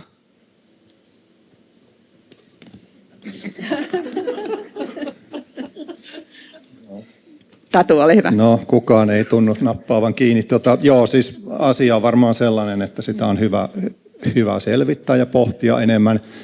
Ei nyt tarvitse mennä valtion niin kuin rahatilanteeseen, että eihän tämä niin kuin ole helppo kysymys valtiollekaan, mutta että selvä on, että tässä on riskiä erityisesti sillä maanomistajapuolella, jotka lähtee tekemään niitä toimenpiteitä ja investoi sillä tavalla omaa rahaansa ennen kuin sitä näkymää siihen kysyntään on. No, rahastot, tämän tyyppinen on yksi keino. Sitten toinen on se, että voisiko julkinen puoli yleensä tehdä enemmän sen kysynnän käynnistämiseen. Puhutaan valtiosta, mutta puhutaan ehkä myös valtio-omisteisista yrityksistä, kunnista, kaupungeista, jotka on toisaalta siellä niin kuin maankäytön ytimessä, eli he miettivät, millä tavalla kehitetään omaa kuntaa tai kaupunkia, mitä sinne rakennetaan, millä ehdoilla tehdään, miten kaavoitetaan. Julkiset hankinnat on tämmöinen iso asia, jolla pystytään sitten pienilläkin muutoksilla vaikuttamaan, jos tämän tyyppiseen ratkaisuihin. Eli kyllä näitä keinoja on, että se ei välttämättä aina ole se, että laitetaan tuolta valtiolta joku lisämomentti käyntiin ja niitähän tänä päivänä on vaikea laittaa liikkeelle. Ja sitten se, että jos tämmöisiä rahoitusinstrumentteja mietitään, niin voisiko siinä olla sitten julkista ja ehkä yksityistä panostusta yhtä lailla, että lähdettäisiin tämmöisten kumppanuuksien kautta liikkeelle.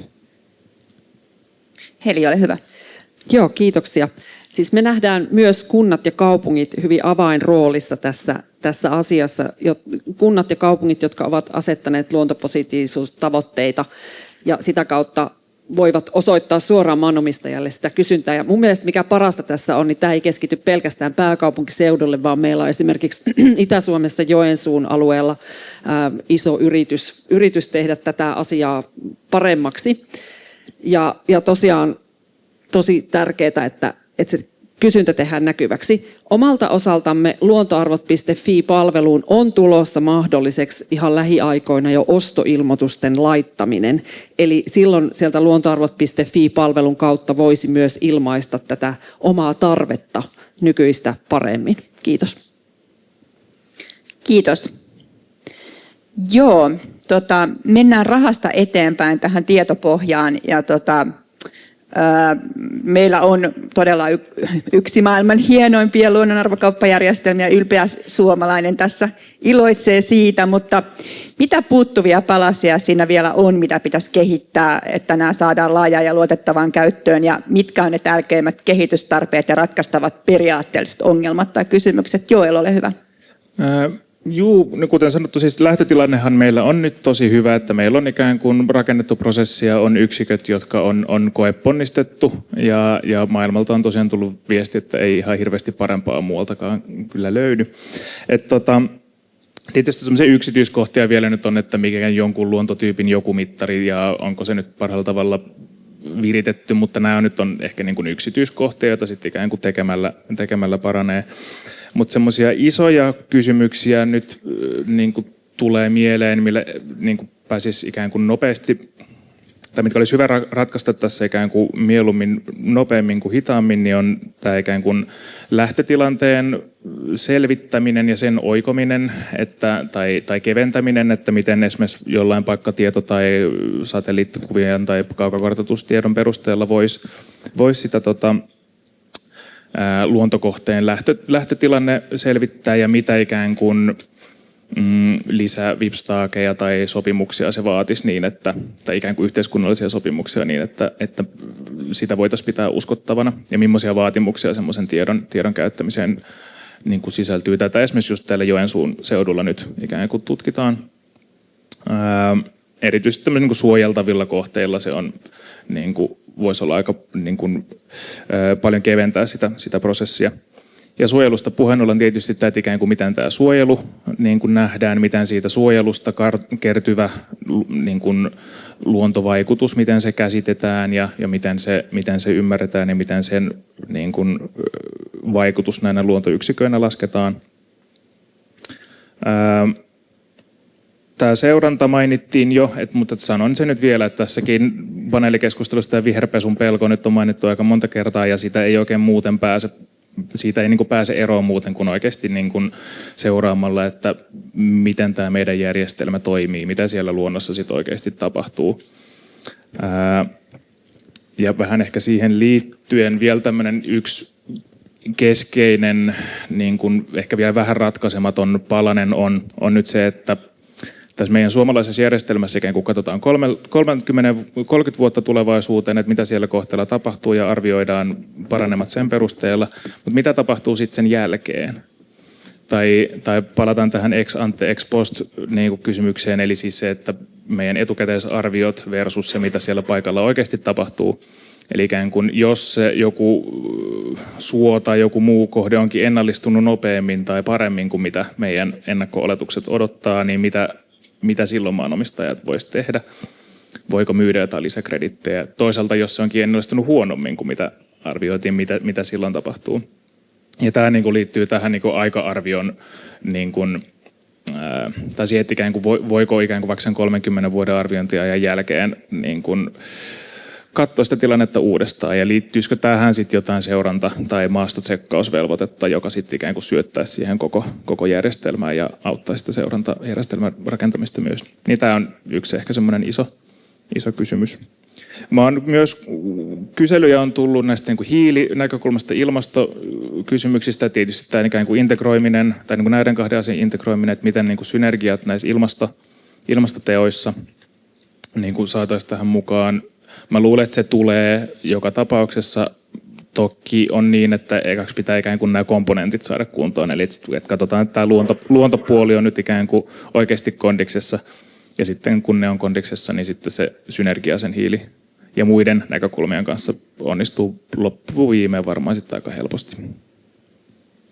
Onko muilla tähän voidaan laajentaa, ei tarvitse olla tietopohjaa, vaan ylipäänsä järjestelmän rakenne, niin Heli, ole hyvä. Joo, kiitoksia.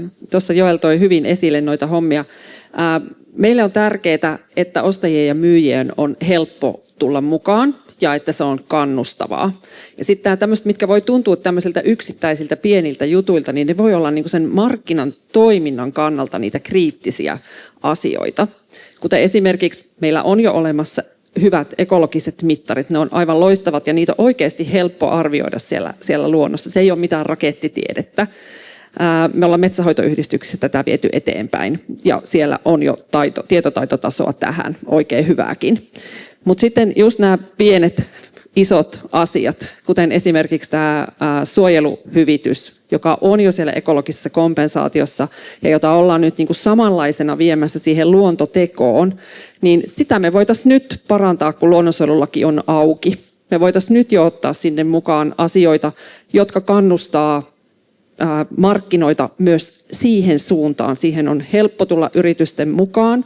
Ja sitten toisaalta, mitä ei ehkä olla niin hoksattukaan, niin ekologisessa kompensaatiossa on helppo tuottaa niitä yksiköitä tämän hetkellä tuottavissa talousmetsissä.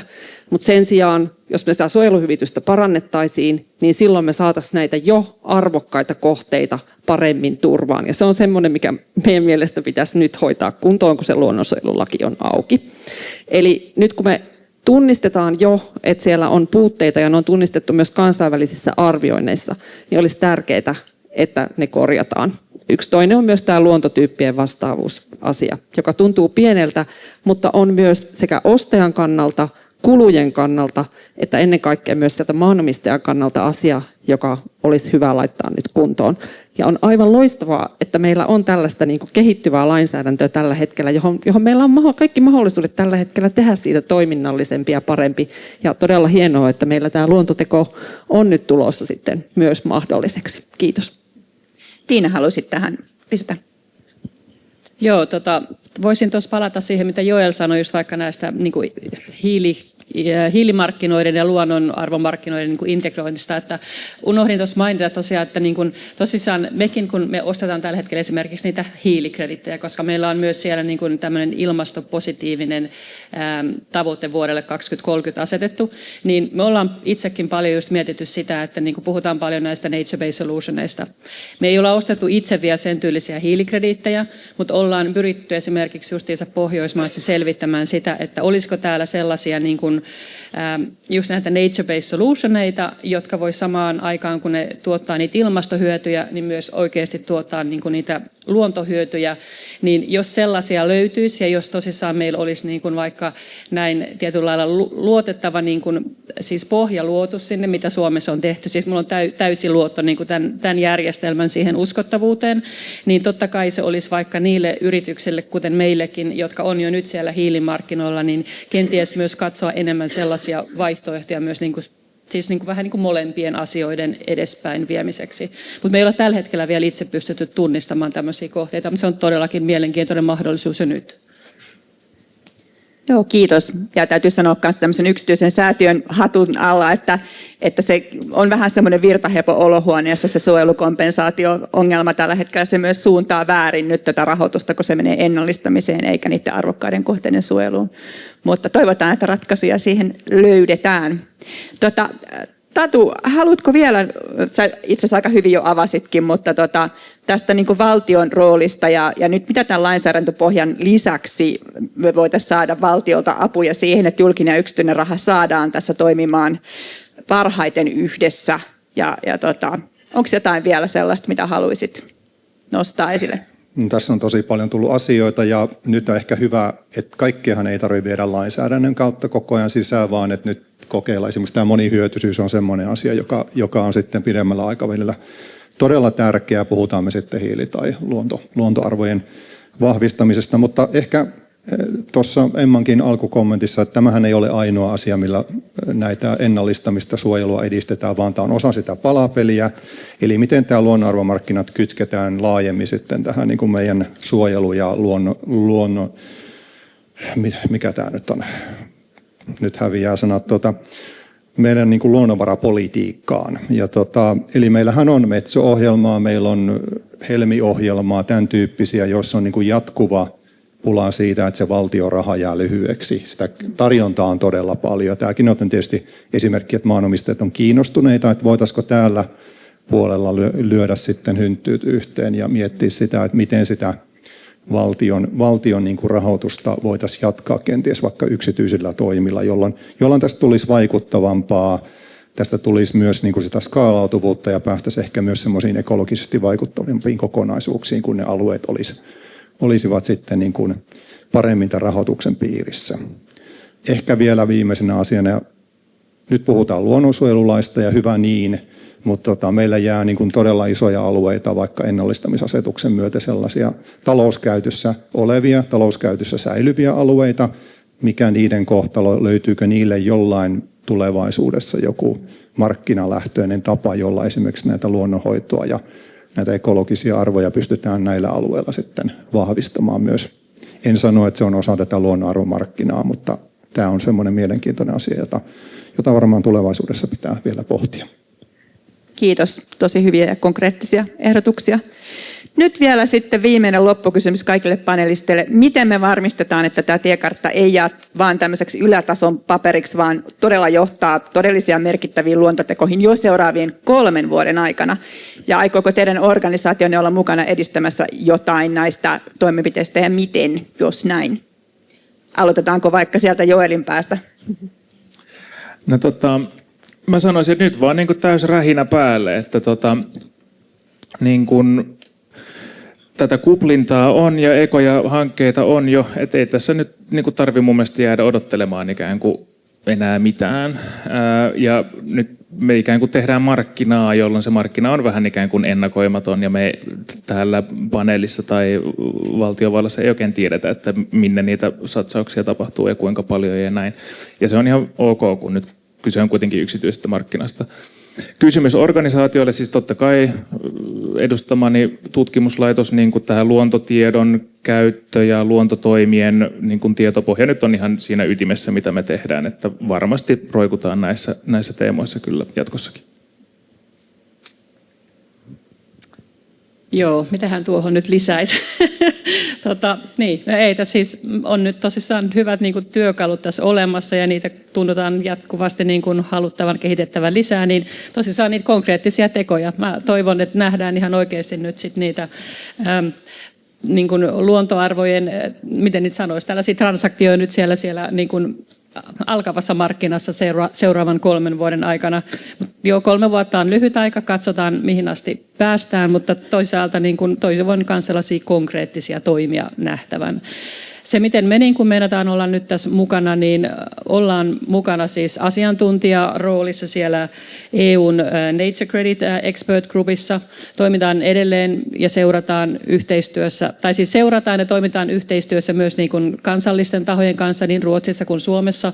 Ja en mä tiedä, emme tässä niin kuin pankkina voidaan vaan niin kuin tällä hetkellä oikeasti seurata, kuinka tämä markkina kehittyy. Edelleen me katsotaan niitä, että löydetäänkö me jotain tämmöisiä nature-based solutioneita, millä voidaan niitä ilmastoväittämiä ehkä myös tuottaa ja sitten toivottavasti siinä samassa jotain luontohyvityksiä, niin tämä olisi hieno yhdistelmä. Kiitos. Hyvä, kiitoksia. No, voin sanoa, että MTK:ssa ja metsänhoitoyhdistyksissä ollaan jo ihan toiminnan äärellä. Eli me kehitetään näitä markkinoita aktiivisesti Suomessa kuin EU-tasollakin. Me ollaan myös siellä Nature Credits Expert Groupissa jäsenenä. Ja tämä on osa meidän omaa luonnon monimuotoisuustiekarttaa. Ja sitten kehitetään tällä hetkellä metsänhoitoyhdistyksissä tätä toimintaa. Suurin osa metsänhoitoyhdistyksistä on tällä hetkellä jo erittäin kiinnostuneita toimimaan luonnonarvomarkkinoissa. Ja jos heillä, tai erityisesti heillä, niin on ne maan parhaat yhteydet niihin kaikkiin maanomistajiin siellä alueella. Ja myös niin kuin se tietotaitotaso ja sen tiedon levittämisen he ovat niin kuin tosi hyviä siitä ja hyvät yhteydet. Ja sitten metsänhoitoyhdistyksissä on myös jo hankkeita eri maakunnissa. Meillä on Etelä-Suomessa tällä hetkellä Etelä-Suomen metsänhoitoyhdistyksessä erittäin iso luonnonarvomarkkinahanke. Meillä on tuolla Pohjois-Pohjanmaalla Pyhäkala-alueella iso hanke alkamassa just nyt kesäkuussa. Me ollaan haettu rahoitusta myös muihin maakuntiin. Ja sitten totta kai iso asia on se, että me ollaan aukaistu silloin maaliskuussa se luontoarvot.fi markkinapaikka, jota tullaan nyt kehittämään nyt sit seuraavan parin vuoden aikana vielä hyvinkin aktiivisesti ja totta kai vielä senkin jälkeen. Ja sitten heitän kutsuna kaikille, että syyskuussa järjestämme Boostin kanssa yhdessä tuon luontoarvomarkkinapäivän 9.9. ja sinne on ilmoittautuminen auki, eli tervetuloa kaikki sinne kuulemaan, missä mennään. Kiitos. Kiitos. Ja Tatu vielä. No niin, ihan mahtavan positiivinen ote ja olen samaa mieltä, että jo nykyinenkin lainsäädäntöpohja niin antaa kyllä mahdollisuuden lähteä liikkeelle ja nyt niin kuin edelläkävijät on lähtenyt liikkeelle, niitä löytyy tästä huoneesta ja nyt tarvitaan niitä muitakin tähän liikkeelle ja mitä nyt tulee 3M, niin me tehdään yhdessä YM:n ja muiden avaintahojen kanssa. Sitten kehitetään tätä järjestelmää aina tarpeen mukaan ja tälläkin hetkellä niitä hankkeita on käynnissä. Ja kun ne etapit tulee 30 tai 35, niin mietitään varmaan myös niitä, onko tarvetta lisäkannustimille. On ne sitten taloudellisia tai sitten niin kuin lainsäädännön jetsuttamista eri suuntaan. Että nyt vaan toimintaa. No niin, nyt vaan sanoista tekoihin. Antakaa suuret aplodit meidän panelisteille. Kiitos. Ja nyt on kahvitauon paikka ilmeisesti, eikö näin? Tai ainakin jonkun tauon. Joo, kiitoksia. Kiitoksia tosiaan panelisteille ja myös paneelin vetäjälle. Hienoa keskustelua. Joo, eli pidetään pieni tauko tässä. Jatketaan 10.40 ohjelmaa ja lähetystä. Ottakaa leipää tuolta, siellä on vielä paljon jäljellä ja tuolta suunnasta oven jälkeen vasemmalle löytyy vessat, jos on tarvetta. Kiitoksia, palataan kohta ohjelmaan. Nyt siirrytään siis sinne yhden toimenpiteen ratkaisupuolelle jo. Meillähän on ollut jonkun aikaa tässä odottelemassa tämmöinen luontoväittämä opas, mutta ollaan tämän hallituksen esityksen, joka tässä on muutama kerta mainittu, niin sen takia hieman odoteltu tämän julkaisun kanssa, mutta mennään nyt siihen varsinaiseen sisältöön. Eli kutsutaan lavalle oppaa kirjoittajat, neuvonantaja Annukka Valkeapää Compensate-säätiöstä ja toimitusjohtaja Jenni Laininen Loosta. Tervetuloa.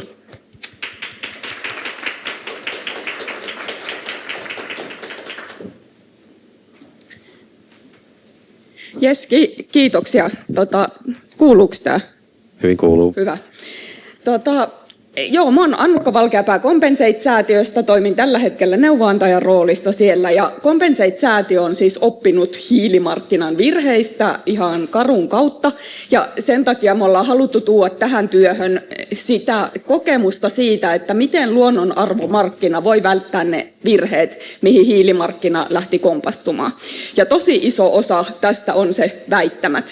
Ja nämä väittämät on vielä semmoinen asia, mikä vaikuttaa myös tosi vahvasti siihen kysyntään. kysyntää. Eli että saadaan se kysyntä toimimaan, niin markkinoiden pitää pystyä luottamaan siihen, mitä siellä markkinassa ostetaan ja myydään. Ja käytännössä se sitten tiivistyy näihin väittämiin hyvin vahvasti, niin sen takia meillä on ollut kiinnostus tähän väittämätyöhön. Ja nyt me käydään läpi sitä, että miten ne luonnonarvomarkkinan väittämät laaditaan. Mikä on lainmukainen väittämä. Ja me ollaan tehty tämä opas yhdessä Laininen Loon kanssa, että tämä on varmasti lainmukainen ja sitten, että mitä laki siitä sanoo ja miten ne väittämät laaditaan, jotta päästään luotettavasti markkinassa eteenpäin.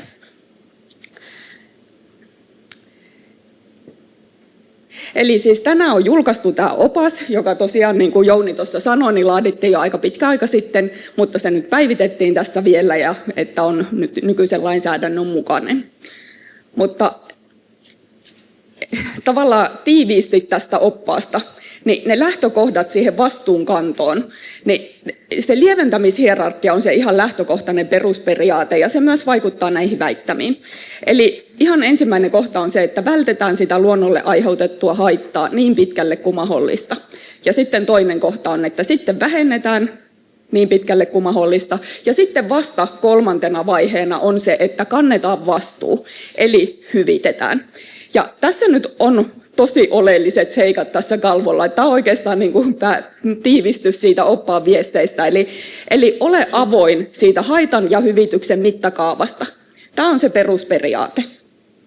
Eli ei sanota, että haittaa on kumottu, koska jos haitta on luonnolle aiheutettu, niin se on aiheutettu. Mutta siitä voidaan kantaa vastuu. Ja sitä vastuuta kannetaan näillä hyvitystoimilla. Se on tässä tämä ihan niin kuin perusidea. No tässä oppaassa on sanasto, en aio tätä lukea eikä teidänkään tarvitse nyt, mutta ne löytyy sieltä oppaasta. Eli tässä on niin kuin tällä tasolla me ollaan käyty läpi, että meillä on yhteinen niin kuin pohja sille, että mistä puhutaan. Niin se sanasto löytyy sieltä oppaasta. Ja sitten sen lisäksi siinä on käyty läpi nämä 3 luonnonarvomarkkinan mekanismia, joka on siis tämä ekologinen kompensaatio, johon sääntely on jo olemassa. Sitten tämä luontoteko, joka on nyt juuri parhaillaan tulossa, jotka on säänneltyjä. Eli siinä on lainsäädäntö taustalla ja se myös vaikuttaa niihin väittämiin. Eli niitä koskevat väittämät, niin niitä sääntelee lainsäädäntö tai tuo siihen ainakin sellaiset peruslähtökohdat. Mutta sitten on myös tämmöinen 3. kategoria, joka on muut luontotoimet, jotka on se ikään kuin kaikki muu, mitä luonnonarvomarkkinassa tapahtuu. Mutta se on sitten taas tosi erityyppinen niin kuin, tavallaan tekojen kategoria, ja se on vaikeampi väittämien osalta, mutta se on vaikeampi myös tavallaan, kun se ei ole samalla lailla todennettu. Mutta kannattaa silti laatia sellaiset väittämät, että ne väittämät pystytään todentamaan. Ja niitä, kun nyt meni väärään suuntaan. Eli niitä muita luontotoimia, niin on siis myös muita kuin näitä luonnonarvohehtaareihin perustuvia luontotoimia, niin niitä muita perusteltuja luontotoimia on käyty läpi siinä oppaassa. Mutta siinä on nyt muun muassa suojeluhehtaarien ostaminen luonnonperintösäätiöltä vaikkapa. Tai jatkuvan kasvatuksen metsänkäsittely semmoisten lajien kohdalla, mitkä vaatii peitteisyyttä. Ihan muutamia esimerkkejä. Mutta sitten tästä sääntelystä tarkemmin. Ole hyvä, Jenni. Juu, kiitos Annukka. Mä oon tosissaan jennilainen asianajaja ja Compensate-säätiön kanssa saatiin kirjoittaa tämä opas ja oli tosi kiinnostava työ. Mukava, kun saatiin olla mukana tässä. Se meidän näkökulma tähän luonnonarvomarkkinaan on ennen kaikkea painottunut näihin väittämiin ja siihen, että miten ne väittämät saadaan rakennettua ja esitettyä niin, että sitten ei ole kyse viherpesusta. Ja se viherpesuriski ei ole pelkästään niin kuin mainehaitta, vaan nykypäivänä sitten myös esimerkiksi kilpailija voi nostaa kanteen markkinaoikeudessa siitä, että tämmöisillä väärillä väittämällä sit haitataan niin kuin kilpailua ja markkinoita, tai sitten vaikka kauppakamarin liiketapalautakuntaan tehdä sitten tällaisen niin kuin lausuntopyynnön sitten kilpailijan markkinoinnista. Että siinä mielessä on myös ihan aitoja seuraamuksia, jos sitten tällaisia virheellisiä väittämiä esitetään yrityksissä. No tosissaan en mene nyt tähän tarkemmin, vaan mainitsen, että siellä meidän väittämäoppaassa myös käydään läpi tämä sääntelykehikko, niin kuin tavallaan selkokielisesti, mihin tämä perustuu, tämä luonnonarvomarkkina tällä hetkellä. Ja niin kuin Annukka tuossa sanoi, niin lähtökohta tässä oppaassa ja niissä väittämissä on, että toimenpiteissä tulee pyrkiä noudattamaan lieventämishierarkiaa ja ensin yrittää välttää haittaa ja sitten vasta loppuviimein sitten hyvittää se haitta. No sitten näihin itse väittämiin, eli kun kerrotaan näistä luontomarkkinoilla tehdyistä toimista, niin näihin väittämiin sinänsä soveltuu samat perusperiaatteet kuin mihin tahansa muuhun ympäristöväittämiin, mitä tällä hetkellä säännellään kuluttajansuojalaissa, ja se on muuttumassa tässä syksyllä. Ja sitten meillä on myös kauppakamarin tai kansainvälisen kauppakamarin ohjeistusta, jota sovelletaan käytännössä yritysten välisessä markkinoinnissa. Että jos esimerkiksi joku kilpailija sitten kantelisi toisen yrityksen toiminnasta, niin käytännössä markkinaoikeus soveltaa suoraan näitä ICC-sääntöjä. Että sillä tavalla näistä kannattaa olla kyllä perillä. Tosissaan tässä oppaassa on esitetty tiiviisti se, että mitkä nämä perusperiaatteet on väittämien esittämisessä. Ja keskeiset periaatteet on, että väittämien tulee olla totuudenmukaisia, todennettavia, selkeitä ja avoimia.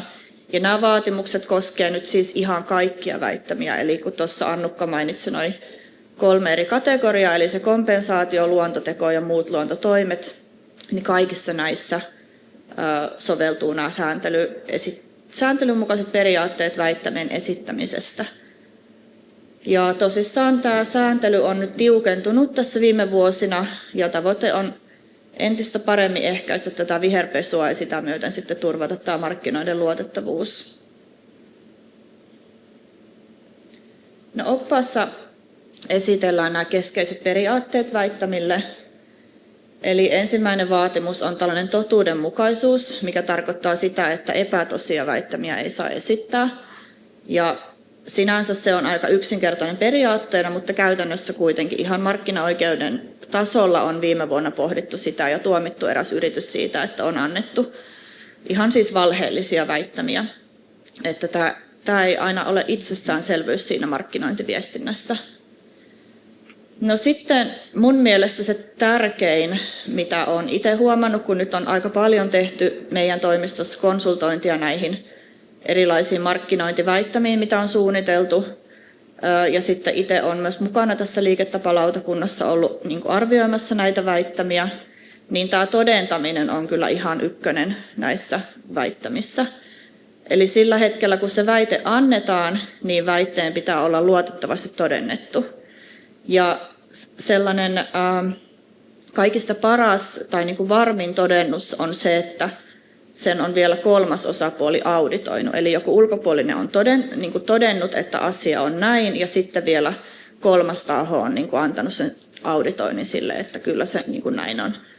Ja totta kai sitten se elinkaari, ja jos miettii niitä luonto- ja ympäristövaikutuksia, niin se tavallaan sen väittämän ja sen todennuksen pitää kohdistua sitten oikeaan osaan sitä elinkaarta. Että jos annetaan ymmärtää, että koko elinkaaren vaikka luontovaikutukset olisi hyvitetty jollakin tällaisella luontomarkkinateolla, niin sitten sen pitää olla se väitteen todennettu koko sen niin kuin yrityksen tai palvelun tuotteen elinkaaren osalta. Eli myös tarkkuutta siihen, että mitä osaa sitten esitetään tai niin kuin annetaan ymmärtää, että se väite koskee. Ja tämä todennettavuus on tosissaan sellainen kriteeri, että jos joku kilpailija tai vaikka kansalaisjärjestö tai kuluttaja tästä tulee haastamaan, niin se on se ensimmäinen asia, mitä pitää esittää, eli todisteet sille, että se väite on totta. Ja nimenomaan sillä hetkellä, kun se on annettu, että esimerkiksi jälkikäteen tehty konsultilta tilattu selvitys, sit kun on jo menossa se oikeudenkäynti, niin se ei ole enää niin kuin riittävä. Ja sitten selkeys tarkoittaa sitä, että väitteen tulee olla ymmärrettävä vain sillä tavalla, kun yritys on se tarkoittanut. Eli se, että se lukija ymmärtää sen, että mitä ollaan tehty niin kuin aidosti siellä yrityksessä. Eli niistä omista toimista ei saa vetää semmoisia yleispäteviä markkinointiväitteitä tai liioitella tai antaa niin kuin tämmöistä tosi isoa kuvaa siitä omasta toimen niin kuin ja sen hyödystä, jos se on oikeasti ollut vaikka pieni osa siinä yrityksen niin kuin ketjussa, että mitä on tehty. Ja sitten tämä avoimuus tarkoittaa sitä, että kaikki asiaa koskevat olennaiset tiedot tulee esittää, ja ne tulee esittää vieläpä niin kuin lähellä sitä varsinaista väittämää. Eli ei voi olla vaikka niin, että esitetään isolla jossakin mainosbannerissa, että yritys on luontopositiivinen, ja sitten jos menet 3 klikkauksen taakse verkkosivuille, niin sitten siellä kerrotaan tekstillä, että mitä on niin kuin oikeastaan tehty.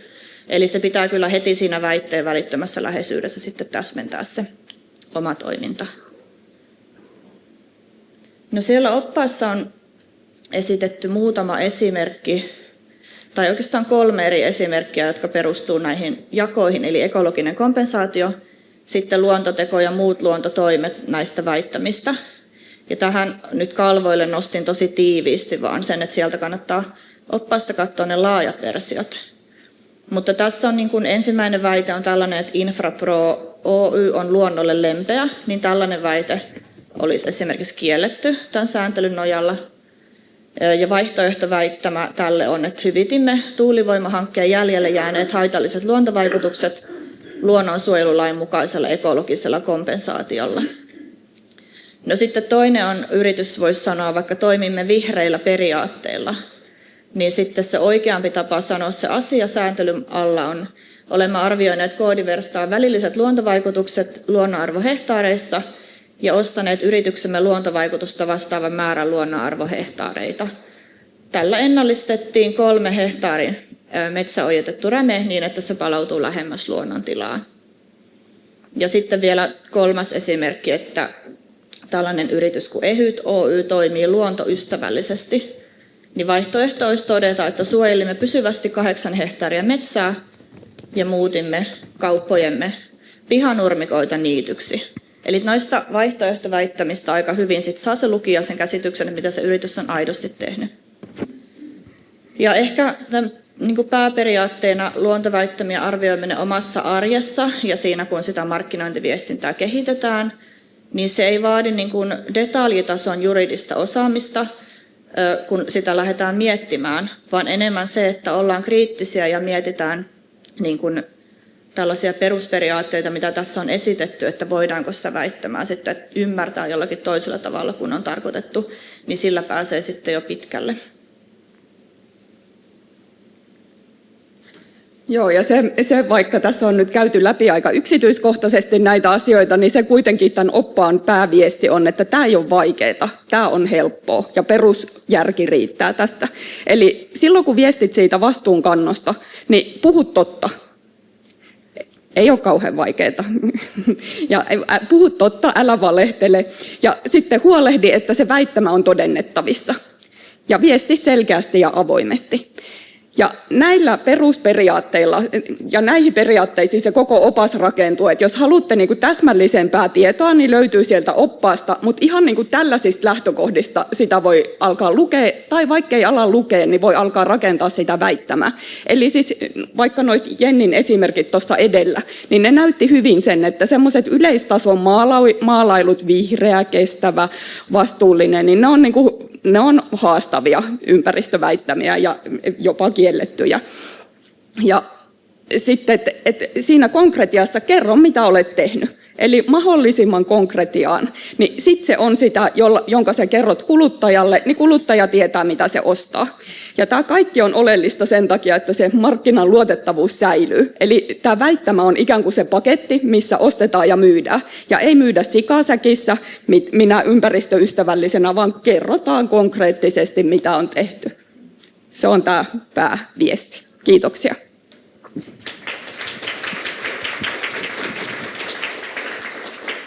Kiitoksia Annukka ja Jenni hienosta ja tiiviistä esittelystä. Kutsutaan teidät kohta vielä takaisin lavalle vastailemaan kysymyksiin, mutta otetaan välissä tilattu puheenvuoro. Eli Janne Peljo, johtava asiantuntija EK:sta, pääsee kommentoimaan opasta tuoreeltaan. Kiitoksia. Yes, kiitoksia. Ja kuulunee ainakin riittävästä äänen takariviin. Mä olin näin pitkä. Harvoin tuli törmää tähän ongelmaan. Tosiaan Janne Peljo on nimi EK:sta ja ehkä ihan muutama perusteesi vieläkin pidemmälle. Oho. Mä pääsen jo pian Linnanmäellä kaikkiin laitteisiin.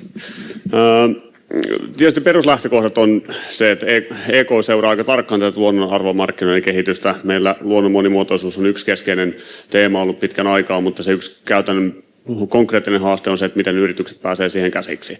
Tehtiin itse asiassa muutama vuosi sitten kysely yrityksille, että miten yritykset suhtautuu luonnon monimuotoisuuteen ja nähdäänkö se riskinä missä määrin ja mitä toimenpiteitä sillä on tehty. Ehkä kyselyn tulokset on aika hyvin yhteenvedettävissä niin, että yritykset kyllä tunnistaa tämän ja siihen on paljon mielenkiintoa, mutta sitten kun puhutaan siitä, että mitä konkreettisesti on tehty ja onko kohdennettu resursseja nimenomaan luontokadon haittojen ehkäisyyn tai välttämiseen, niin se on huomattavasti vähäisempää. Ja mun mielestä se kuvastaa aika hyvin sitä, että ollaan aika alkuvaiheessa. Ja vähän niin kuin tuossa paneelissakin kuultiin aluksi, että mikä on se suurin ongelma, niin kyllähän sieltä nyt aika nopeasti paistaa läpi se, että kysyntä. Että kun me kysyntä saataisiin valjastettua vauhtiin, niin nyt sitten markkinat lähtevät sitä kautta kehittymään. Lupasin toimitusjohtaja Karille, että kerron huonon vitsi, joten aloitan sillä. Tämä on tarkoitus olla loukkaavaa, mutta kuitenkin. Että me puhutaan siitä, että me halutaan nimenomaan vauhdittaa sitä kysyntää ja se, mitä me tehdään, niin sitten meillä on hallinnon tilaama selvitys juristeilta, että mitä kaikkia luonnonarvomarkkinoihin liittymistä väittämistä ei missään nimessä saa tehdä. En tarkoita sanoa, että tämä on tarpeetonta. Mun mielestä on itse asiassa äärimmäisen hyvä, että me käydään tätä keskustelua tällä hetkellä. Mä olin 3 vuotta sitten muistaakseni kommentoimassa vastaavaa opasta ilmastopuolelta. Ja siellähän tavallaan ne perusfundamentit oli aika eri. Ja siinä se tuli tosi hyvin tarpeeseen. Tarkoitan sanoa, että ilmastoväittämien osalta niin sehän lähti vähän käsistä, että minkä tyyppisiä väittämiä tehtiin ja minkä tyyppisillä niin kuin taustoilla. Ja oli hyvä, että aikuiset astuivat huoneeseen ja sanoivat, että okei, jos me halutaan tehdä luotettavaa, uskottavaa, selkeää ja ulospäin kommunikoitavaa ilmastotyötä, niin silloin siinä täytyy olla väittämät kohdillaan. Mä väitän, että luonnonarvomarkkinoiden osalta valitettavasti tilanne on vähän eri. Me ei olla vielä siinä pisteessä, että meillä olisi hirveä vauhtisokeus päällä. Mä en omassa uutisvirrassani jatkuvasti törmää siihen, että joku tekisi niin kuin liialti paisuteltuja väittämiä heidän luontoteoistaan, koska ne ei uskalla tehdä niitä väittämiä luontoteoista ollenkaan. Joten tavallaan kyllähän tässä kohtaa erityisesti meidän pitäisi saada vauhtia siihen nimenomaan luontotekojen tekemiseen. Ja niin kuin paneelissakin todettiin, niin rapateissa roiskuu, että kun me luotetaan, tai kun asialla kuitenkin on hyvän tahtoisia, hyvässä uskossa toimivia yrityksiä ja toimijoita, jotka pyrkii saamaan aikaan luontotekoja ja luonnolle hyvää sitä kautta, niin meidän täytyy olla ehkä hiukan sallivia sen suhteen, että mikä meidän toleranssi virheitä kohtaan on. Itse tästä oppaasta, niin mun mielestä se on tosi kattava ja hyvä yhteenveto. Siinä on monia hyviä elementtejä ja tavallaan niin kuin siinä on ansiokkaasti käyty läpi ja se on ennen kaikkea lukijaystävällinen. Että periaatteessa tavallaan taustalla on aika paljon vaativaa juridiikkaa, mutta tämä voi ottaa kuka tahansa markkinointipäällikkö käteen ja siitä lähteä tavallaan niin kuin viemään tietään eteenpäin. Itse vähän haastan sitä, että koko ajatusrakenne sementoituu sitten kuitenkin sen lievennyshierarkian varaan. Sehän on aivan oikein. Siis näinhän asiat kuuluukin olla. Meidän täytyy ensin noudattaa lieventämishierarkiaa ja viimesijaisena meillä on sitten niin luonnonarvomarkkinat. Mutta toisaalta samaan aikaan niin se lieventämishierarkia on tosi tekninen ja haastava soveltaa. Kuka määrittää, että missä kohtaa me ollaan lievennetty tarpeeksi? Olisiko pitänyt investoida vielä enemmän välttämiseen, jotta sitten voidaan todeta, että okei, että mitään ei ollut enää absoluuttisesti tehtävissä. Et loppuviimeinhän tämä on yrityksissäkin aika lailla sitten niin teknis-taloudellista pohdintaa ja optimointia, että mitä vältetään, kuinka pitkälle välttämistoimenpiteessä on ylipäänsä mahdollista mennä ja missä kohtaa joudutaan toteamaan, että nyt turvaudutaan yksiköiden käyttöön. Ja kun se tulee tuossa niin kuin fundamentaalisena peruslähtökohtana, niin se jättää aika paljon tulkinnanvaraa sille, että vaikka hyvässä uskossa, vaikka todella pitkälti tavallaan niin kuin aitoja oikeita toimenpiteitä tehden on tehty asiat just niin kuin pitäisi, niin joku voi kuitenkin ulkopuolelta tulla sanomaan, että okei, tämä on väärin sammutettu, että te ette tehnyt vielä niitä 3 askelta pidemmällä. Ja tämä on ehkä kysymys, mihin myös oppaassa olisin hiukan kaivannut tarkennusta, mutta toisaalta sitten siitä olisi tullut semmoinen 170-sivuinen filosofia-opus, jota markkinointipäälliköt eivät sitten kyllä lue. Joten tavallaan tämä on totta kai balansointi yhtä lailla. Toinen ihan aito kommentti on sitten se, että mikä tämän oppaan rooli on. Et periaatteessa ympäristöministeriö on tilannut oppaan ja se julkistetaan ympäristöministeriön julkaisusarjassa, mutta minkälaisia ikään kuin vaikutuksia siinä sitten markkinassa on. Et periaatteessa sitten kun tullaan näihin harmaalla alueella oleviin tapauksiin siitä, että onko nyt lievennetty tarpeeksi tai onko nyt vältetty tarpeeksi, niin onko tämä opas sellainen, johon tulee nojata sitten ikään kuin tulkinnoissa siitä, että menikö tämä nyt oikein vai väärin, ja palaan siinä sitten tähän aikaisempaan huomioon siitä, että koska sitten kuitenkaan nimenomaan näitä harmaan alueen kysymyksiä siellä ei ole hirveän tarkkaan määritetty, niin pelkään, että voi tulla sellainen kehityskulku, että joku on hyvässä uskossa tehnyt jotain ja pyrkinyt väittämään täysin oikein, ja joku voi jopa perustella, että näin on tapahtunutkin, mutta joku toinen voi tulla sanomaan, että itse asiassa näin ei ole tapahtunut, ja sitten viitataan oppaaseen, ja sitten ollaan iloisessa sotkussa siitä, että saiko näin sanoa vai ei. Ja edelleen huomautan siitä, että kun me puhutaan yritysten kanssa siitä, että miten luonnonarvomarkkinoita saataisiin eteenpäin, niin kyllä siellä vähän semmoinen green hushing on, että tai tahtoa ja jopa toimia on, mutta sitten erityisesti tämmöisen niin kuin negatiivisen julkisuuden tai tikun nokkaan nostamisen pelossa niin jätetään kertomatta. Mun mielestä on hyviä esimerkkejä, että meillä on suomalaisia pörssiyhtiöitä, jotka on suojellut 100 hehtaaria tai plus 100 hehtaaria metsää. Ne laittaa siitä stilistisen todella tylsän aktuaaritiedotteen, pörssitiedotteena ulos, koska ne ei uskalla liittää siihen mitään luontoon tai ympäristöön liittyviä väittämiä. Että eihän tämäkään ole se, että mihin suuntaan me halutaan, että tämä meidän yhteiskunta kehittyy. Mutta niitä näin, niin mun mielestä siis erityisesti tiekartta äärimmäisen arvokas, kannustaa toimijoita suuntaamaan tarmoa eteenpäin. Tämä opas tukee sitä kuitenkin kaiken kaikkiaan kaikista kauniista sanoistani huolimatta niin tosi hyvin. Tämä antaa pohjaa sille, että miten tähän skeneen saadaan enemmän toimijoita ikään kuin omalla mukavuusalueellaan mukaan. Tämä auttaa siihen suuntaan. Mutta kyllähän loppuviimeen meidän täytyy löytää erityisesti seuraavaksi ne keinot, että millä me saadaan markkinaa kasvatettua, millä me saadaan ennen kaikkea sitä kysyntää stimuloitua ja miten sitä kautta me päästään siihen tilanteeseen, että meidän markkina on niin viriili, että se on melkein ylikuumentumassa, että meidän pitää alkaa tuoda niin kuin todella selkeitä ja rajoittavia sääntöjä. Mutta ihan siinä mun mielestä ei vielä olla. Mutta ennen kaikkea suuret kiitokset ympäristöministeriölle ja oppaanlaatijoille myös. Kyllä tämä on todella arvokasta työtä ja auttaa meitä ottamaan askeleita eteenpäin. Kiitoksia. Kiitos Janne. Otetaan sitten seuraavaksi. Elä Janne vielä ihan istahda, saat tulla tänne lavalle takaisin ja Jenni ja Annukka myös, jos tuutte tänne. Sama systeemi kuin äsken, eli mikit kiertää täällä ja jos teillä on jotain kommentteja tai kysyttävää tästä, niin sieltä Niina heti. Janne, toi on sun mitoituksella nyt, ei meidän. Voit tähän vähän. Voidaan Jounin kanssa käyttää sitä. Jes, hienoa te järjestäydyitte. Hei, kiitos tosi hyvistä kommenteista. Kiitos Janne täsmennyksistä. Mä olisin halunnut nyt kysyä teiltä ihan suoran kysymyksen, että antakaa nyt hitsi vieköön S-ryhmälle neuvo, että missä kohtaa me voidaan ruveta tekemään luontotekoja. Missä kohtaa me ollaan tehty lieventämishierarkian mukaiset toimenpiteet riittävässä määrin, ottaen huomioon ryhmämme laaja liiketoiminta. No, mä sanoisin näin niin kuin väittämän näkökulmasta ja juristiominaisuudessa, että mä itse lähtisin tarkastelemaan sitä siitä väittämästä. Eli se, että se teidän väittämä kohdentuu siihen oikeaan osaan sitä teidän, kun sanoit, että teillä on laaja liiketoiminta, niin välttämättä ei ole tarvetta niin kuin kertoa, jos ei pysty siitä koko liiketoiminnasta, vaan siitä osasta, että mihin se on niin kuin kohdentunut se teidän toimi. Niin sitten kun siihen keskitytään siinä väittämässä ja kerrotaan ne rajaukset, niin ollaan jo lähempänä niin kuin tätä totuudenmukaista ja lainmukaista väittämää. Sulla tähän vielä. Ehkä sen verran voisin ja vielä tavallaan tähän just lieventämishierarkia-ongelmaan, mitä Janne tuossa siis hyvin nosti. Kiitoksia. Harvoin kuulee näin perusteellista palautetta, josta voi olla samaa mieltä myös kritiikistä. Siis se lieventämishierarkia mun mielestä on niin kuin tosi keskeinen tässä niin kuin koko luonnonarvomarkkinassa perusperiaatteena, mutta siitä just nousee tämä haaste, mikä on siis aito ongelma, jota ei oikeastaan pysty kuitenkaan ihan niin kuin yksiselitteisesti ratkaisemaan oikeastaan Musta tuntuu, että se on melko mahdotonta ratkaista niin kuin yksiselitteisesti. Mutta jos se on perusperiaatteena siellä taustalla, niin sitten sen jälkeen se avoimuuden periaate, että kerrotaan avoimesti, miten pitkälle sitä lievennyshierarkiaa on pystytty noudattaa, mitä on vielä tekemättä.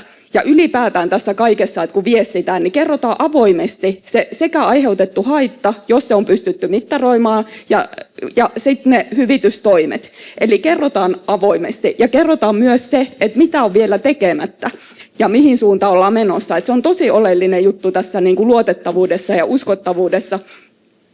Et kerrotaan se, että me ei olla niin kuin kumottu sitä kaikkea haittaa, vaan me niin kuin kannetaan vastuuta siitä haitasta ja me yritetään vielä enemmän jatkossa. Niin se on ehkä se, mikä myös kattaa sitä, mitä Janne tuossa peräänkuulutti, että oltaisiin armollisia tässä alussa.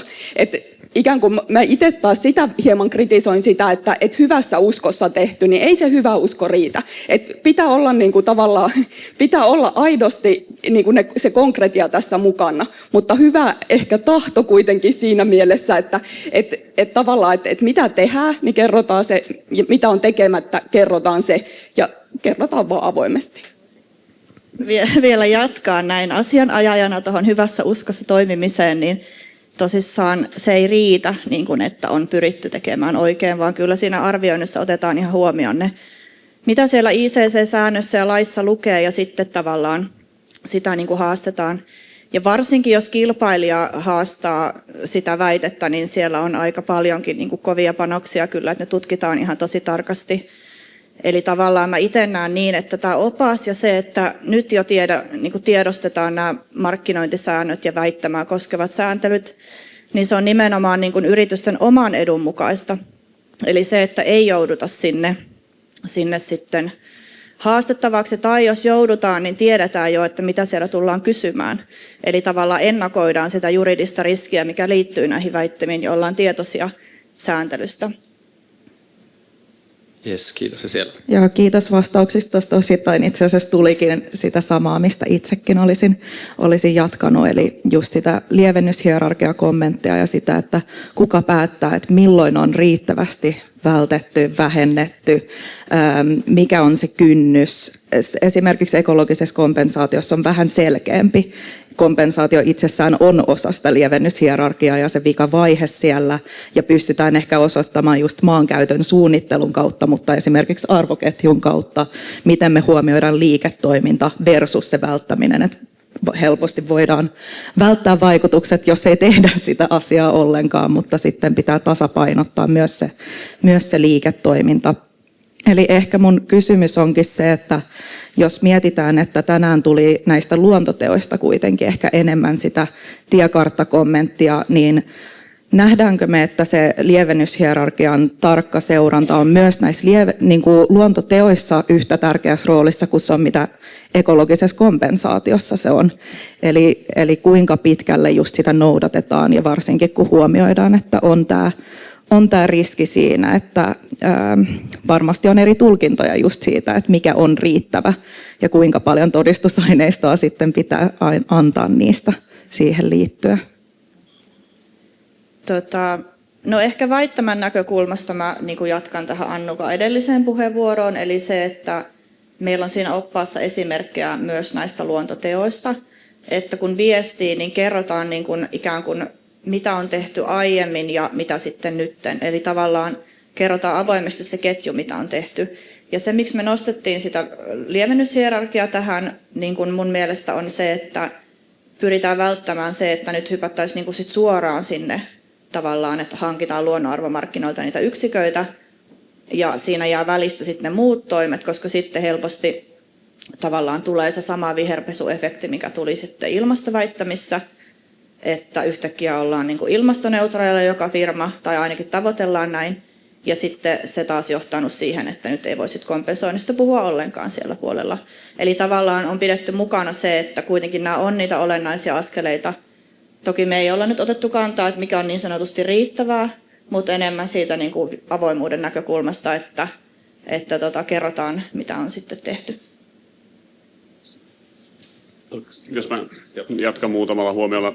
Mun mielestä siis tämä on tärkeää keskustelua, mutta kun mä menen vähittäiskauppaan ja mä ostan sieltä jonkun tuotteen, niin mä tykkään erityisesti siitä labelista, jossa lukee, että tätä on tuotettu sekä Euroopan unionin alueella että sen ulkopuolelle. Eli tavallaan, että tässähän nimenomaan se tiukat vaatimukset siihen tietojen esittämiseen johtaa siihen, että informaatiosta tulee nollan arvosta. Määritelmällisesti, kun EU-ssa ja EUn ulkopuolella tuotettua tavaraa sisältävä pakkaus, niin se on kai tuotettu missä vaan. Mä haluaisin välttää sitä, että me jouduttaisiin tässä keskustelussa tämmöisiin idioottimaisuuksiin, jotka johtuu nimenomaan siitä regulaatiosta. Ja toisaalta ekologisessa kompensaatiossa yksi keskeinen haaste on ollut se, että on tosi vaikea todennettavasti mitata se aiheutetun haitan määrä. Ja jos sitä ei pysty tekemään eksaktisti, niin sit usein käännytään sit kohti luontotekoja. Niin nyt me ollaan ehkä vähän tuomassa ajattelua luontotekojen puolelle, jotka johtaa siihen, että sun täytyy pystyä tosi tarkkaan mittaamaan, validoimaan ja osoittamaan tehdyt välttämistoimet. Ja sitten tosi monisanaisesti joudutaan selittämään se, että mitä on tehty ja mitä on jätetty tekemättä. Ja sitten täytyy muistaa, että joku arvohan siitä toiminnasta täytyy olla sille yksikön hankkijalle. Että sen täytyy pystyä käyttämään sitä liiketoiminnallisiin tarkoituksiin. Usein niissä on vähän markkinointi kautta maine tyyppinen kulma. Niin näen mielessäni sen mainostoimiston jupi, joka rupeaa sitten semmoista 17-rivistä disclaimer-pakettia kääntämään tosi tehokkaaksi ja kuluttajia vetoavaksi markkinointiviestiksi. Ja sitten sen jälkeen se menee taas seuraavan kerran päätöksenteossa sitten sille CFOlle, joka miettii, että olikohan tästä ekologisesta kompensaatiosta meille nyt kuinka suuri kaupallinen hyöty, ja sitten mä pelkään, että sitten seuraavalla kerralla se jää tekemättä. Vähän ehkä nyt karrikoinen rakentelee olkiukkoja, mutta aito pelko taustalla on se, että keskittyykö meidän huomio nyt niihin aitoihin toimenpiteihin, jotka ennen kaikkea edesauttaa luonnon tilaa, vai siihen, että me osataan mitata ja laskea, todentaa ja selvittää mahdollisimman tarkasti. Jes, mä vielä vähän jatkan tuohon sen verran, että siis me ollaan jonkun verran tai muutamia vuosia tehty nyt tätä väittämätyötä ja Lainisen kanssa niin kuin tavallaan se pohja laitettu kuntoon ja tästä, että niin kuin mitä saa sanoa. Sitten kun me ollaan muutamien markkinointi- ja viestintäfirmojen kanssa juteltu, he on pyytänyt meiltä niin kuin koulutusta, niin mulla on itselläni ollut hieman tyhmä olo, kun mä oon niin kuin sanonut, että et puhu totta ja älä valehtele ja esitä semmoisia väitteitä, mitkä on todennettavissa. Ja tästä tulee niin kuin mulle pikkasen tyhmä olo, kun mä sanon nämä. Mutta siis tämä on oikeasti ollut siellä, viestintätoimistot on kuitenkin niin kuin kiittänyt meitä siitä, että ai jaa, että ihanko näin. Ja sitten kun me sanotaan, että puhu niistä konkreettisista teoista, kerro mitä olet tehnyt. Älä maalaile, vaan kerro konkreettisista toimista. Niin se on se juttu, mikä niin kuin siellä viestintäpuolella kuulostaa siltä, että ai mutta no tällaisiahan on kiva kertoa kuluttajalle, mutta sittenhän se vaatii sitä, että pitää mennä niinku takaisin siinä firmassa ja kysyä, niinku, että hetkonen, mitäs me ollaankaan tehty. Että tässä ei riitä pelkkä se viestintätoimiston maalaus, vaan sinne tarvitaan ne taustatoimet. Ja sitten kun niistä kerrotaan, tavallaan kun ne taustatoimet on kunnossa, niin sitten siitä on tosi helppo viestiä, kun kerrotaan vaan mitä on tehty. Ehkä vähän yksinkertaistaen, mutta kuitenkin. Kiitos, ja otetaan vielä viimeinen kysymys sieltä Amandalta. Joo, kiitos Amanda Pasanen One Planetista. Kiitos hienosta oppaasta ja hyvästä keskustelusta.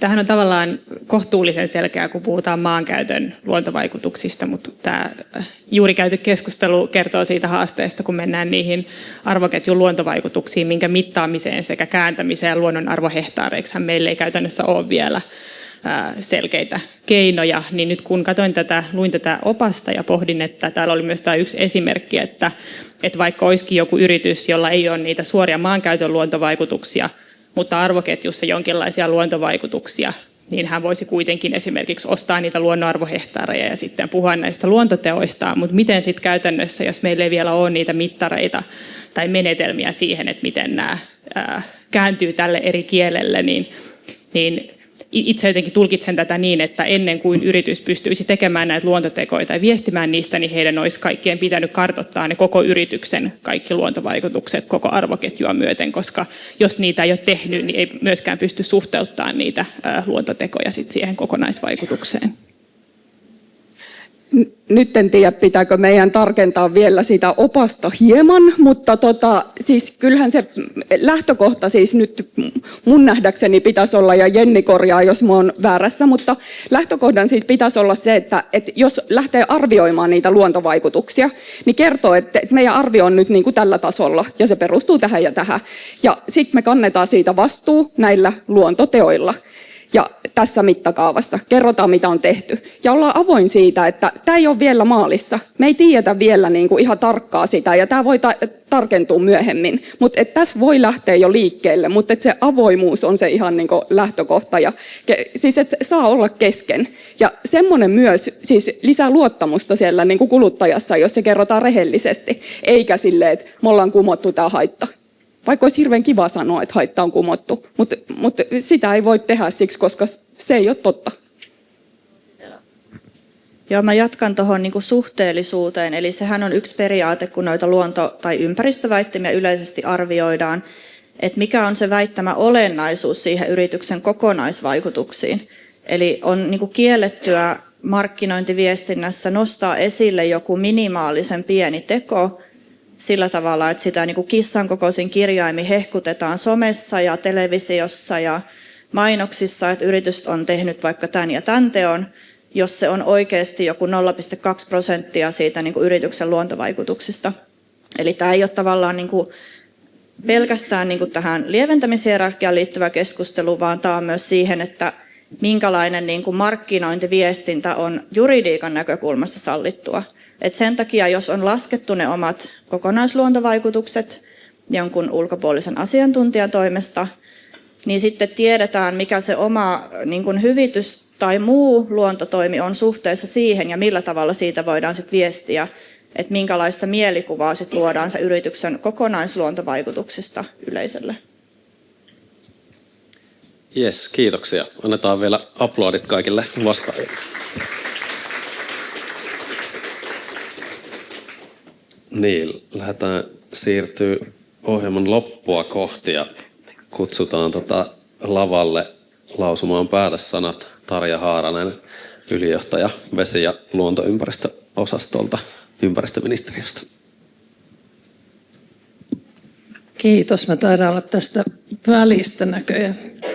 No niin, hyvät kuulijat, meillä on ollut todella mielenkiintoinen aamupäivä tässä ja muutama ajatus tähän yhteenvedoksi ikään kuin aamupäivän päätteeksi. Ehkä haluaisin tähän alkuun sanoa sen, että kysehän ei ole vain markkinasta, vaan nimenomaan viime kädessä siitä luonnontilan parantamisesta. Ja mä luulen, että meille kaikille on hyvin selvää se, että me todellakin tarvitsemme siihen lisää rahoitusta ja erityisesti tietysti myös julkisen rahan lisäksi tätä yksityistä rahaa. Ja kun tässä nyt tuli hieman kritiikkiä tätä suojeluhyvitystä kohtaan, niin haluan nostaa esille sen, että just valmisteilla oleva kansallinen ennallistamissuunnitelma kyllä tulee kertomaan meille sen, että me nimenomaan tarvitaan rahaa siihen ennallistamiseen. Markkinat on tietysti nyt hyvä väline tähän yksityisen rahan mobilisoimiseen ja niiden arvo kuitenkin mitataan sitten viime kädessä siellä, mitä me nähdään siellä luonnontilan parantumisessa. Eli ne ei ole mikään itseistarkoitus. No, tämän tiekartan keskeinen viesti on hyvin selkeä. Se on se, että näitä markkinoita ei kannata rakentaa hinnalla millä hyvänsä.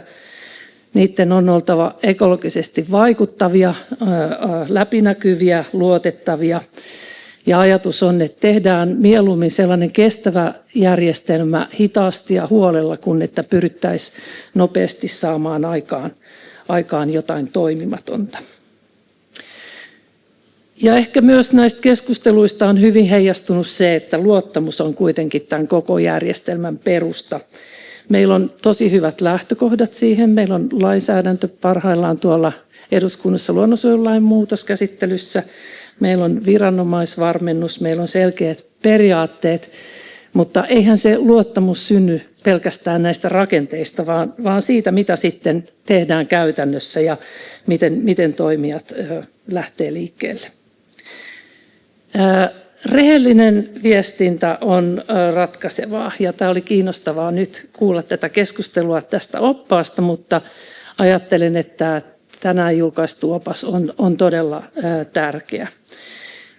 Ehkä niin kuin tässä nykyisessä dis- ja misinformaation maailmassa niin en tunne itseäni hölmöksi sanoissani, että puhutaan totta, ollaan selkeitä ja kerrotaan asiat niin, että ne on todennettavissa. Ja minusta tässä oli hyvin sanottu, että ei vaadi juridista osaamista, vaan mielenkiinto ja kriittinen asenne riittää. Ei ole tarkoitus pelotella, vaan nimenomaan sitten ottaa tämmöinen niin kuin pragmaattinen ote tähän.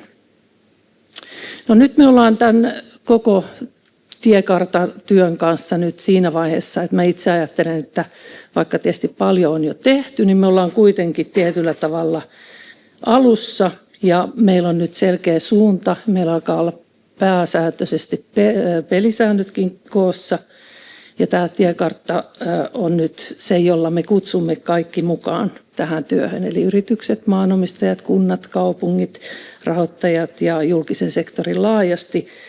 Ja kaikki toimijat on nyt tervetulleita mukaan tekemään tätä toimivaa markkinaa.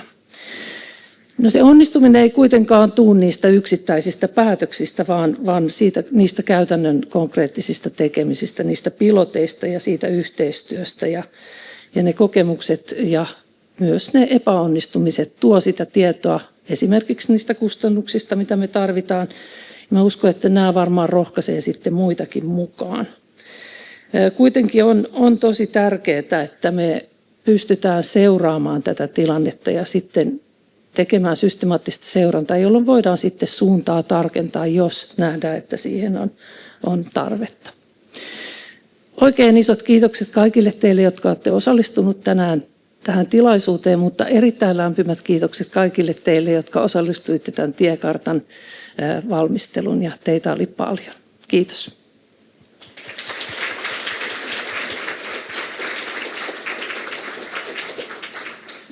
Kiitos Tarja. Joo, eli tosiaan virallinen osuus alkaa olla tässä. Tämä tila on varattu 12 asti, eli saa jäädä tänne verkostoitumaan ja kyselemään kysymyksiä vielä jos sellaisia jäi tuossa aikaisemmin kysymättä. Kaikille ilmoittautuneille tulee materiaalit tässä lähiaikoina. Jos ette malta niitä odottaa, niin ympäristöministeriön sivuilta juuri päivitetyiltä pitäisi löytyä jo ainakin suuri osa näistä materiaaleista. Omalta puoleltani kanssa kiitoksia. Tässä oli tosiaan kymmeniä ihmisiä tässä valmistelussa mukana ja täällä on aika reilusti mukana ja muutama sata taisi olla ilmeisesti linjoillakin kuuntelemassa. Kiitoksia siis omasta puolestani ja tervetuloa mukaan, jos ette vielä ole olleet luonnonarvomarkkinoilla ja jatketaan yhteistyötä kaikkien niiden kanssa, jotka ovat jo mukana. Kiitos.